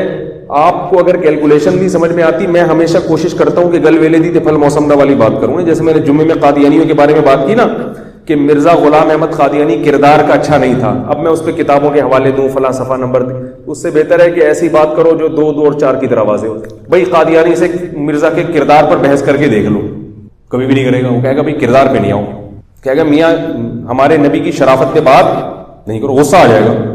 بھائی آپ کا باپ اگر شریف ہو تو کوئی اس کی شرافت پہ بات کرے, آپ کہے یار آؤ ہم تو بیٹھے تاکہ ہمیں اپنے ابا کی شرافت بیان کرنے کا موقع ملے دنیا کے سامنے. تو مرزائی کیا کرتے ہیں کہ جب ان کے سامنے ان کے نبی کو لایا جاتا ہے کہ بھئی تم اپنے نبی کی شرافت پہ ذرا کوئی رپورٹ پیش کر کے دکھاؤ ہمارے سامنے, تو وہ نبوت پہ بات کرے گا, مرزا کے کردار پہ بات کرنے کے لیے آمادہ نہیں ہوگا. یہ خود اس کی دلیل ہے کہ وہ کردار کا اچھا نہیں تھا. اب رہا یہ مسئلہ کہ رہائشی پلاٹ کم پڑ جائیں گے اگر آبادی بڑھنے سے, مکان کم پڑ جائیں گے. اس نظریے کے باطل ہونے کی سب سے بڑی دلیل یہ ہے کہ آج بھی جو بلڈرز ہیں ان کو یہ شکایت ہوتی ہے کہ بہت ساری بلڈنگیں بنتی ہیں, اس میں رہائش کے لیے لوگ, جو بھی مکان خریدتا ہے بیچنے کے لیے خریدتا ہے کیونکہ اس کی رہائش کی ضرورت پوری ہو رہی ہوئی. بحریہ ٹاؤن کی فائلیں جو بک رہی ہیں اس لیے نہیں کہ لوگ اس میں رہیں, زیادہ تر اس لیے کہ خرید کے آگے بیچ دو اس کو. ظاہر ہے جو خرید کے بیچ رہا ہے وہ اس لیے کہ اس کو گھر ملا ہوا ہے. حکومت اسکیمیں بناتی ہیں, ہاؤسنگ اسکیم, بہت عرصے کے بعد جا کے وہ آباد ہوتی ہیں. لوگ ہی نہیں, لوگ کہتے ہیں نہیں بھائی ہم نے آبادی میں رہنا ہے, ہم نہیں جا رہے وہاں پہ, اس لیے کہ لوگوں کی ضرورت پوری ہو رہی ہے, ضرورت پوری ہو رہی ہے لوگوں کی. تو اگر ضرورت پوری نہ ہو رہی ہوتی تو جیسے ہی کوئی بحریہ ٹاؤن کوئی وجود میں آتا فوراً آباد ہو جاتا. لوگ کہتے ہیں ہم تو فٹ پاتھ پہ سو رہے تھے بھائی, ہمیں تو جگہ نہیں مل رہی تھی. اور باقی رہا یہ کہ بیچارے غریب جو فٹ پاتھوں پہ سوتے ہیں اس کی وجہ یہ نہیں ہے کہ آبادی زیادہ ہے, وہ تو غربت ہے. تو غربت تو کسی بھی وجہ سے وہ تو سودی نظام ہے اور بہت ساری چیزیں. تو غریب تو ہر دور میں رہے ہیں, پہلے بھی رہے. اب آبادی کے بڑھنے سے غربت بھی کم ہو جاتی ہے آہستہ آہستہ, کیونکہ جب آبادی زیادہ ہوگی تو غریب آدمی کے پاس کمانے کا موقع زیادہ ہوگا. تو اگر یہ آبادی کم ہوتی تو فٹ پاتھوں پہ سونے والے اور بھی زیادہ ہوتے. سمجھ رہے ہو کہ نہیں سمجھ رہے؟ روز بے روزگاری اور زیادہ بڑھ جاتی. تو اس لیے یہ سب فضول قسم کی باتیں تو ہمارے سامنے یہ تقریریں نہ کیا کریں. اپنے آپ پر رحم کریں, اپنی نسل بڑھائیں, اپنا خاندان بڑھائیں, بڑھاپے میں کام آئے گا, آخرت میں تو بہت ہی کام آئے گا. جس علاقے میں رہتی ہوں وہاں گھر تو مناسب ہے, لیکن ہماری گلی میں کچھ ڈکیت وغیرہ کے واقعات ہوئے جس کی وجہ سے مجھے گھٹن محسوس, طبیعت میں ہر وقت خوف رہتا ہے. کیا میں اپنے شوہر سے مطالبہ کر سکتی ہوں کسی دوسرے علاقے میں شفٹ ہو جائیں؟ جی ہاں بھائی, اگر ڈاکو کا خطرہ ہے تو شوہر سے مطالبہ کریں, اللہ کرے وہ مطالبہ مان جائے. اگر وہ شریف انسان ہوگا تو مان جائے گا, اگر ان کے بھی ڈاکوؤں سے کوئی الیکس الیک ہوئی تو تھوڑا سا مشکل کیس لگ رہا ہے. زنا گناہ کبیرہ ہے, لیکن لوگ یہ کہتے ہیں کہ زنا ایک قرض ہے کہ جو کہ تیرے گھر والوں سے وصول ہوگا. یہ صحیح ہے غلط ہے؟ ایسی کوئی بات نہیں ہے. اچھا بھائی, لوگ کہتے ہیں سوسائٹی کے ساتھ چلنا ہوتا ہے جب شادی بیاہ ہو رہی ہوتی ہے سوسائٹی کے ساتھ چلیں گے تو پھر سوسائٹی کے ساتھ ہی جہنم میں بھی جائیں گے. ٹھیک ہے نا, جہاں وہ جا رہے ہوں گے اللہ کہے گا تم سوسائٹی کے ساتھ چلتے تھے, یہاں بھی کیا ہوا, سوسائٹی کے ساتھ جاؤ جہنم. میری بیٹی کے لیے دعا کریں, اس کے دل میں سوراخ ہے, بچی کا وزن نہیں, دل سے دعا اللہ تعالیٰ ان کو شفا عطا فرمائے. عورت کا قبرستان جانا کیوں منع ہے؟ اہل کتاب سے نکاح جائز ہے, اگر ہے تو کیسے؟ بھائی یہ پورا اتنے سارے سوالات نہ کیا کریں, ان سے کہیں 3 سوال لکھ کے لائیں بس, اس سے زیادہ نہ ہو. ایک ہی آدمی کے سارے سوال کا جواب دیں گے تو پھر شادی میں پارٹیشن تو ہے مگر گانے چل رہے ہیں تو کیا کرنا چاہیے؟ محفل چھوڑ دینی چاہیے؟ چھوڑ دینی چاہیے. شادی میں اگر پارٹیشن نہ ہو اور خاتون پورے نقاب میں رہتے ہوئے اس شادی میں جا سکتی ہے؟ نہیں, بہو جا سکتی ہے اگر ساس کا اس پہ بہت زیادہ دباؤ ہو اور سسرال کی بہت دھمکی ہو, گھر ٹوٹنے کا خطرہ ہو. تو جیسے مجبوری میں رشوت دینا جائز ہے تو بہو ایسی سخت مجبوری میں, ایسی مخلوط اجتماع میں مکمل برقعے میں جا سکتی ہے. بعض عورتوں پہ بیچاریوں پر بہت بڑا وبال آیا ہوا ہوتا ہے, کیونکہ آج کل شادیاں تو لڑکیوں کی ہوتی نہیں دیندار گھرانوں میں, وہ دیندار بن جاتی ہیں, دیندار لوگ شادی کرنے کے لیے تیار نہیں ہوتے, کیونکہ دیندار لڑکیوں کی قدر اب معاشرے میں ہے ہی نہیں. بندہ دیندار بھی ہوگا تو اس کو چاہیے ہوگی وہی ماڈرن لڑکی, یہ آج کل لڑکوں کا فیشن چل رہا ہے. تو ان کو یہ نہیں پتا ہوتا کہ جب اولاد ہوگی نا تو دیندار بیوی ہوگی تو وہ اولاد کی تربیت اچھی ہو جائے گی. ایک بات یاد رکھو, اس زمانے میں بچوں کی تربیت باپ سے نہیں ہوتی, ماں سے ہوتی ہے. چھوٹے بچوں کی تربیت ماں کا زیادہ آج کل دخل ہے, تو اگر ماں دیندار نہیں ہے تو بچے بگڑتے ہیں پھر. تو ایسے سسرال کا اگر کوئی ڈر ہے اور طلاق کا خطرہ ہے یا بہت سخت وہ ہے تو پھر عورت کے لیے مجبوری میں لڑکی کے لیے جائز ہے کہ مخلوط اجتماع میں پورے پردے کی پابندی کے ساتھ جا سکتی ہے. یہاں جو خواتین نماز ادا کرتی ہیں کیا یہ صحیح ہے؟ ہاں بھائی ہاں صحیح ہے. دیکھو خواتین کے لیے بلا ضرورت گھر سے نکلنا اچھا کام نہیں ہے, لیکن جب وہ گھر سے نکل کے مسجد میں آ گئیں تو پھر جماعت سے نماز پڑھنا انفرادی نماز سے افضل ہے, عورت کے لیے بھی مرد کے لیے بھی. ورنہ عورت کے لیے اصل تو ہے کہ گھر کی 4 دیواری میں نماز پڑھے, بہتر یہی ہے. لیکن اب بیان سننے کے لیے جب گھر سے باہر آ گئی ہیں تو وہ جو آنا کا عمل تھا وہ تو ہو گیا نا. اب جماعت کی نماز ہو رہی ہے تو وہ اخپل طریقے سے نماز پڑھیں, اگر اپنے طریقے سے پڑھیں تو اس سے جماعت کی فضیلت سے محروم ہو جائیں گے. تو اس لیے کہ جو چیز تھی وہ تو ہو گئی نا, وہ تو گھر سے تو نکل آئی ہیں, اس میں پھر بہتر یہی ہے کہ جب جماعت ہو رہی ہے تو اس میں شامل ہو جائیں. یہاں سامنے شیشے کی الماری رکھی ہے, نماز ہو جائے گی؟ ہو رہی ہے, بہت دنوں سے لوگوں کی ہو رہی ہے نماز. نماز کا فرض ہوتی ہے قضاء عمری کب سے ادا کرنی ہوتی ہے؟ کیا بلوغت کے بعد سے؟ بلاغت لکھا ہے انہوں نے, بلوغت ہوتا ہے بھائی, بلوغت کی عمر شروع ہوتی ہے اور لڑکی کو اس وقت جب اس کو حیض کا خون آنا شروع ہو جائے, اور لڑکے کو اس وقت جب اس کو پہلی دفعہ نائٹ فال ہوتا ہے, احتلام ہوتا ہے. جب پہلی مرتبہ لڑکے کو نائٹ فال ہوگا تو وہ بالغ شمار ہوگا, اور اگر نائٹ فال نہیں ہو رہا اس کو تو پھر جیسے ہی اسلامی لحاظ سے 15 سال کی عمر ہوگی تو وہ بالغ ہو جائے گا. اسلامی لحاظ سے 15 سال ذرا 6 مہینے پہلے ہو جاتا ہے, یعنی شمسی لحاظ سے جو ہے نا وہ دیر سے ہوتا ہے, اور اسلامی لحاظ سے 15 سال پہلے ہو جاتا ہے, تقریباً 6-7 مہینے پہلے ہو جاتا ہے. داڑھی کو مہندی لگانا سنت ہے یا سفید داڑھی رکھنا بہتر ہے؟ مہندی لگانا بہتر ہے. کیا 40 سال کی عمر کے بعد مہندی نہیں لگانا چاہیے؟ 40 سال کے بعد بھی مہندی لگانا داڑھی پہ, داڑھی کو رنگین کرنا افضل ہے لیکن کالا نہ کریں. آپ نے اپنے بیان میں فرمایا تھا کہ روزے ہمت اور طاقت ہونے پر فرض ہوتے ہیں, روزے کب فرض ہوتے ہیں اور قضاء عمری کب سے ہوگی؟ روزے بھی جیسے ہی بالغ ہو گیا رمضان کے روزے فرض ہو گئے, ہمت کی بات نہیں ہے, ہمت کرنی پڑے گی. قضاء عمری بھی بچے روزے رکھ کر اسکول یونیورسٹی جاتے ہیں, پیپر دیتے ہیں, ان کی طبیعت خراب ہو جاتی ہے, اس کے بارے میں کیا کریں؟ پیپر چھوڑ سکتے ہیں؟ نہیں, رمضان کا روزہ نہیں چھوڑ سکتے چاہے پیپر چھوٹ جائے, کیونکہ آخرت کا پیپر دنیا کے پیپر سے زیادہ ہے. اور یہ اب چھوئی موئی بن گئے ہیں بچے, ہم لوگ نے بھی پیپر دیے ہیں, گرمیوں کے روزے ہوتے تھے, ساری دنیا کے سارے کام کرتے تھے ہم. پتہ نہیں بچوں کو کیا بنا دیا ہے آج کل. میرا دل چاہتا ہے بلا وجہ نہ کوئی بچہ نظر آئے میں 2-4 اس کو لگاؤں گا, چھوئی میں بنا دیا بچوں کو. ہمارا بھی بچپن تھا, ہم جاتے تھے صبح اتنے موٹے موٹے بستے لٹکا کے، کنوینس تو ہوتی نہیں تھی، بتایا پیدل ہی جا رہے ہیں، پٹتے بھی تھے گھر میں، ابا سے بھی پٹتے تھے، جا رہے ہیں اسکول جا رہے ہیں، روزہ رکھ کے جاتے تھے، ہم پیدل چلے جاتے تھے 3-4 کلومیٹر. کتنی عمر ہوگی؟ میرا خیال ہے اس وقت 10-11 سال میری عمر ہوگی. اس کو بھی روزہ رکھ لیتے تھے، مقابلے بازی میں روزے چلتے تھے. اور اللہ کی قدرت دیکھو، مجھے اس وقت یاد ہے جون جولائی کا روزہ تھا یا کوئی مئی جون کا ہوگا، بہت سخت گرمی تھی. تو میں 10-11 سال میری عمر ہوگی یا اس سے بھی کم تھا، میں 8-9 سال کا تھا میں. تو ایک دن مجھے بہت سخت پیاس لگی تو مجھے روزہ توڑنے کا خیال آیا، بچہ تھا نا. اب روزہ توڑ بھی کتنے تقوی اور للہیت سے رہا ہوں. گرمی میں کین رکھا ہوا ہے دوپہر کو جو گرمی سے کھول رہا ہے، اس میں ایک گھونٹ پانی نکال کے پی لیا اور باقی وہیں رکھ دیا بقدر ضرورت. ارے جب توڑنا ہی ہے باقی پھر اللہ کا خوف ہوتا تھا کہ یار یہ تو بہت سخت لگ رہی تھی پیاس، اتنی ضرورت تھی، یہ ٹھیک ہے. اس سے زیادہ پیو گے تو کیا ہوگا بھائی؟ جتنی عقل تھی اس حساب سے ہم چلے. اس سے زیادہ پیئیں گے تو کیا ملے گا؟ گناہ ملے گا. پھر شام تک ایسے ہی چل رہے ہیں گرمی میں. اب میں سوچتا ہوں کہ جب توڑ ہی دیا تو ایک تو ٹھنڈا پانی پیتے ہو، پھر بھر کے پیتے. تو لیکن یہ ہے کہ بس تھوڑا تھوڑا پی کے بھائی تقوی کے حساب سے، ضرورت کے حساب سے. تو عادی بنائیں بچوں کو، تھوڑا سا ان کو جو ہے نا محنت مشقت کا عادی بنائیں. ہر چیز جو بچہ مانگتا ہے اس کو پکڑا دی، یہ کھا لے وہ کھا لے. بچہ پھر تبھی تو بچے بڑے ہوتے ہیں تو ماں باپ کی بات نہیں مانتے ہیں، ان میں عادت ہی ختم ہو جاتی ہے اپنی خواہشات کے خلاف چلنے کی. تو بچہ اگر روزہ رکھ کے جائے کوئی مسئلہ نہیں ہے، لیکن نابالغ بچے کو نہ رکھنے دیں گرمیوں میں روزے.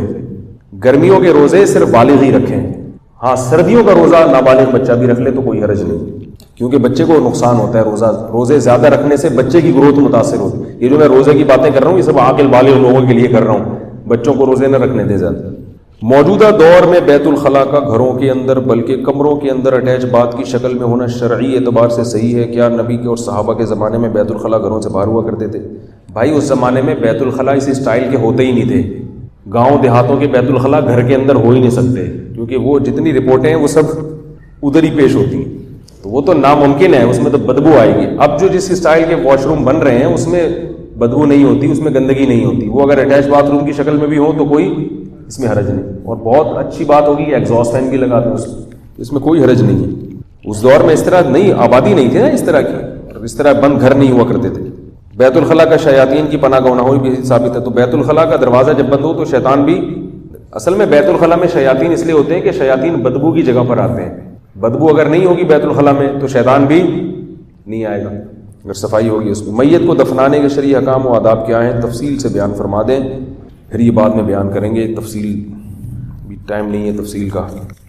مستحق زکوٰۃ نظر نہ آنے کی صورت میں کسی ایک شخص کو پوری زکوٰۃ کی رقم تھوڑا تھوڑا کر کے دے سکتے ہیں لیکن تھوڑا کر کے دیں تو وہ صاحب نصاب نہ بن جائے، پھر وہ خرچ کرے تو پھر دیں دوبارہ. کیا انفرادی طور پر اپنے مرحوم کے لیے قرآن پڑھ کر اس کا ثواب ان کو پہنچایا جا سکتا ہے؟ اور کیا نفل نماز پڑھ کر اس کا ثواب مرحوم کو پہنچایا جا سکتا ہے؟ جائز ہے. تمام ائمہ احناف کو دیکھا ہے کہ جب پہلی رکعت کے دوسرے سجدے سے اٹھتے ہیں تو جلسہ استراحت نہیں کرتے اور فوراً دوسری رکعت کے لیے کھڑے ہو جاتے ہیں، جبکہ ہم نے صحیح بخاری میں نبی صلی اللہ علیہ وسلم کی حدیث ہے کہ ایک شخص کو حکم دیتے ہیں کہ دوسرے سجدے کے بعد سر اٹھا کر بیٹھ جاؤ. سوال یہ ہے کہ نبی صلی اللہ علیہ وسلم کے واضح حکم پر جلسہ استراحت نہ کرنا کی کسی صحیح حدیث سے ثابت ہے یا نہیں؟ ایسی حدیث تو میرے علم میں نہیں ہے کہ آپ نے حکم دیا ہو. ایسی حدیث ہے کہ آپ صلی اللہ علیہ وسلم جلسہ استراحت کے لیے بیٹھے. تو اگر آپ صلی اللہ علیہ وسلم جلسہ استراحت کے لیے بیٹھے ہیں جو کہ حدیث سے ثابت ہے تو وہ امام ابو حنیفہ اور دیگر ائمہ کے نزدیک وہ استراحت پر معمول ہے. استراحت کا مطلب ہی راحت حاصل کرنے کے لیے. صحیح حدیث سے ثابت ہے کہ آخر عمر میں آپ صلی اللہ علیہ وسلم کا جسم بھاری ہو گیا تھا. تبھی حدیث میں آتا ہے لا تسبقونی برکوع ولا بسجود فانی قد بدنت. فرمایا تم مجھ سے رکوع اور سجدے میں پہل نہ کرو اس لیے کہ میرا جسم بھاری ہو گیا ہے. تو آپ صلی اللہ علیہ وسلم جب رکوع میں جاتے تھے نا تو تاخیر ہوتی تھی، سجدے میں جاتے تھے تاخیر ہوتی تھی، کیونکہ آخر عمر میں آپ صلی اللہ علیہ وسلم کا جسم بھاری ہو گیا تھا. تو اس لیے آپ نے صحابہ کو حکم دیا. تو یہ اسی پر معمول ہے کہ جسم بھاری ہو گیا تو ایک دم رکوع سے قیام کی طرف جانے کے بجائے آپ تھوڑا سا آرام کرتے ہیں. تو ہم بھی یہ کہتے ہیں اگر کسی کو آرام کی ضرورت ہے، اس کے لیے اٹھک بیٹھک مشکل ہے تو وہ استراحت کرے، اور جس کو ضرورت نہیں وہ استراحت نہ کرے. اس سے تمام حدیثوں میں تطبیق ہو جاتی ہے. اور عبداللہ ابن عمر رضی اللہ تعالیٰ عنہ سے یہی ثابت ہے. اس کی مزید تفصیل کسی نے دیکھنی ہو تو امام طحاوی رحمہ اللہ تعالیٰ کی جو معانی الآثار، امام طحاوی کی کتاب ہے معانی الآثار، اس میں انہوں نے روایات کی روشنی میں پورا یہ مسئلہ مدلل بیان کیا. اس وقت میرے ذہن میں اتنا ہی ہے. بعد میں پھر دیکھ لوں گا کبھی. تو چونکہ ہمیں نہیں پتا کہ کس آدمی کا کیا عقیدہ ہے تو کیا کریں, گرین چینل والے امام کے پیچھے ہو جائے گی کہ نہیں ہو جائے گی؟ او بھائی اس قسم کے سوالات نہیں پوچھا کرو یار. کیا کسی ایسے شخص سے کوئی گرین والوں سے پٹواؤ گے تم مجھے؟ کیا کسی ایسے شخص سے کوئی سامان خریدنا ہے؟ ایسا نہ میں بھی گرین پگڑی پہن کے بیٹھا ہوں لیتے ہیں آپ. کسی ایسے شخص سے جائز ہے, اگر شک ہے تو پھر کچھ نہیں ہوتا, جائز ہے. اگر یقین ہے 100% کی چوری کی چیز ہے تو پھر آپ نہیں خرید سکتے اسے. لاہور کے ایک مولوی صاحب ہیں جو فون پر دم کر کے پتھری کا علاج کرتے ہیں فی سبیل اللہ. میرے اپنے کسی رشتہ دار نے دم کروایا ان سے تین دن تک. بعد میں جب الٹرا ساؤنڈ کرایا تو ایک پتھری بھی نہیں تھی. ٹوپی ڈرامہ ہے. میرے سامنے فضول قسم کی باتیں نہ کیا کرو. اصل میں لوگوں کے پاس وہ رپورٹیں ہوتی ہیں جن کی پتھری ختم ہو گئی, جن کی پتھری ختم نہیں ہوئی ان کی رپورٹیں کوئی نہیں بتائے گا آپ کو. تو پتھری ایک ایسی چیز ہے, بعض دفعہ رپورٹ میں آتی ہے, بعض دفعہ رپورٹ میں نہیں بھی آتی. یہ ایسے واقعات ہیں. الٹرا ساؤنڈ کروایا پتھری آ گئی, دوبارہ کروایا تو نہیں آئی, تو وہ دم بھی ہو چکا تھا اس اتفاق سے اس دوران. آپ خود سینس استعمال کریں کہ اگر پتھری کا ایسا علاج دریافت ہو چکا ہوتا, آغا خان والے آج سب سے پہلے ان روحانی ٹوپی ڈرامے کو ہائر کرتے کہ یار ہم بے وقوف ہیں, آپریشن کر کے لوگوں کی پتھریاں نکال رہے ہیں, آپ پلیز آئیں, منہ مانگے پیسے دیں گے آپ. تو یہ عجیب سی بات ہے نا, کیونکہ وہ فلاں بزرگ کے پاس شوگر کا علاج ہے, وہ پھونک لگاتے ہیں شوگر ٹھیک ہو جاتی ہے. تو بھائی اگر ایسا ہے, ایک ہمارے علاقے میں پہلے جہاں میں رہا کرتا تھا ایک صاحب آئے, وہ چینی پہ دم کر کے دیتے تھے اور شوگر ٹھیک ہو جاتی تھی چینی پہ, اور پھر وہ کیلا کھلاتے تھے, ایک کیلا, اس کے بعد زندگی بھر کیلا نہیں کھانا. ایسے ڈرامے بازیاں ہوتی ہیں تاکہ لگے مریض کو کہ کچھ ہو رہا ہے. تو وہ شوگر نہیں, دمے کا علاج کرتے تھے. پیدائشی دمہ ہوگا تو ایک کیلا کھلاؤں گا اور یہ, اور بس وہ جا رہے ہیں بھائی شفا مل رہی ہے. کچھ بھی نہیں ہو رہا تھا. ہوتا یہ ہے کہ کسی ایک آدمی کی رپورٹ آ جاتی ہے کہ وہ دمہ ختم ہو گیا, وہ ساتھ ساتھ ہی بڑے ہوشیار ہوتے رہتے ہیں علاج کی جاری رکھیں آپ. تو 100 میں ایک آدمی تو ویسے ہی ٹھیک ہوتا ہی ہو اللہ کی قدرت سے, تو وہ پھر اپنے کھاتے میں ڈال لیتے ہیں. پھر رش لگ جاتا ہے. جب ایک دفعہ رش لگ گیا نا کہیں, اب اس رش کو بھگانا. میں اس پہ ایک چھوٹا سا بس بات سنا کے بیان ختم کرتا ہوں, پھر باقی سوالات ہو گئے نا پورے سوال. تو آج بیان بھی تھوڑا شارٹ ہوا ہے تاکہ سوالات کی پرچیاں نمٹ گئی ہماری. ہم جب اسکول میں پڑھتے تھے بہت سارے تجربے ہم نے اسکولوں میں کیے ہیں. بڑی مزے کی زندگی ہوتی ہے اسکول کی, بہت یاد آتا ہے اسکول کی جو زندگی ہے. تو اسکول میں یہ ہوتا تھا کہ ڈرامے یہ ہوتا تھا کہ کوئی لڑکا کیا کرتا تھا, آ کے کھڑا ہو جاتا تھا, ایسے کوئی رسی پھینکی ہوئی جیسے سانپ ہے, یہ مرا ہوا سانپ اگر بچے کو نظر آ جائے نا وہ تو ایسے بھاگتے ہیں جیسے پتہ نہیں. اب جب تھوڑا سا جب مجمع لگا نا تو سب کو پتہ چل گیا ہے کچھ بھی نہیں. تو اب انہوں نے سوچا کہ ہمیں جب بیوقوف بنایا تو ہم بھی پچھلے والوں کو لیتے تھے, اور بعد میں پھر مجمع شروع, پبلک آ رہی ہے, اتنا بڑا مجمع. اب لوگوں کو اس سے غرض نہیں کہ ہے کیا, آپ لوگ بھائی کچھ تو ہے نا, جب اتنے لوگ ہیں کچھ تو ہے نا. یہ جو نئے ہوٹل کھولتے ہیں نا 3 دن تک فری کھانا کیوں کھلاتے ہیں؟ ایک دفعہ رش تو لگے, رش لگ گیا پھر کھانا اچھا ہو برا ہو, ایک دفعہ دکان چل پڑی شہرت ہو جاتی. وہ ایک چھوٹی سی بڑی مزے کی بات ہے, آپ کو سناتا ہوں. ایک دفعہ یہ ہوا کہ کسی بازار میں لوگ بیٹھے ہوئے تھے تو دیکھا کہ جنازہ آ رہا ہے.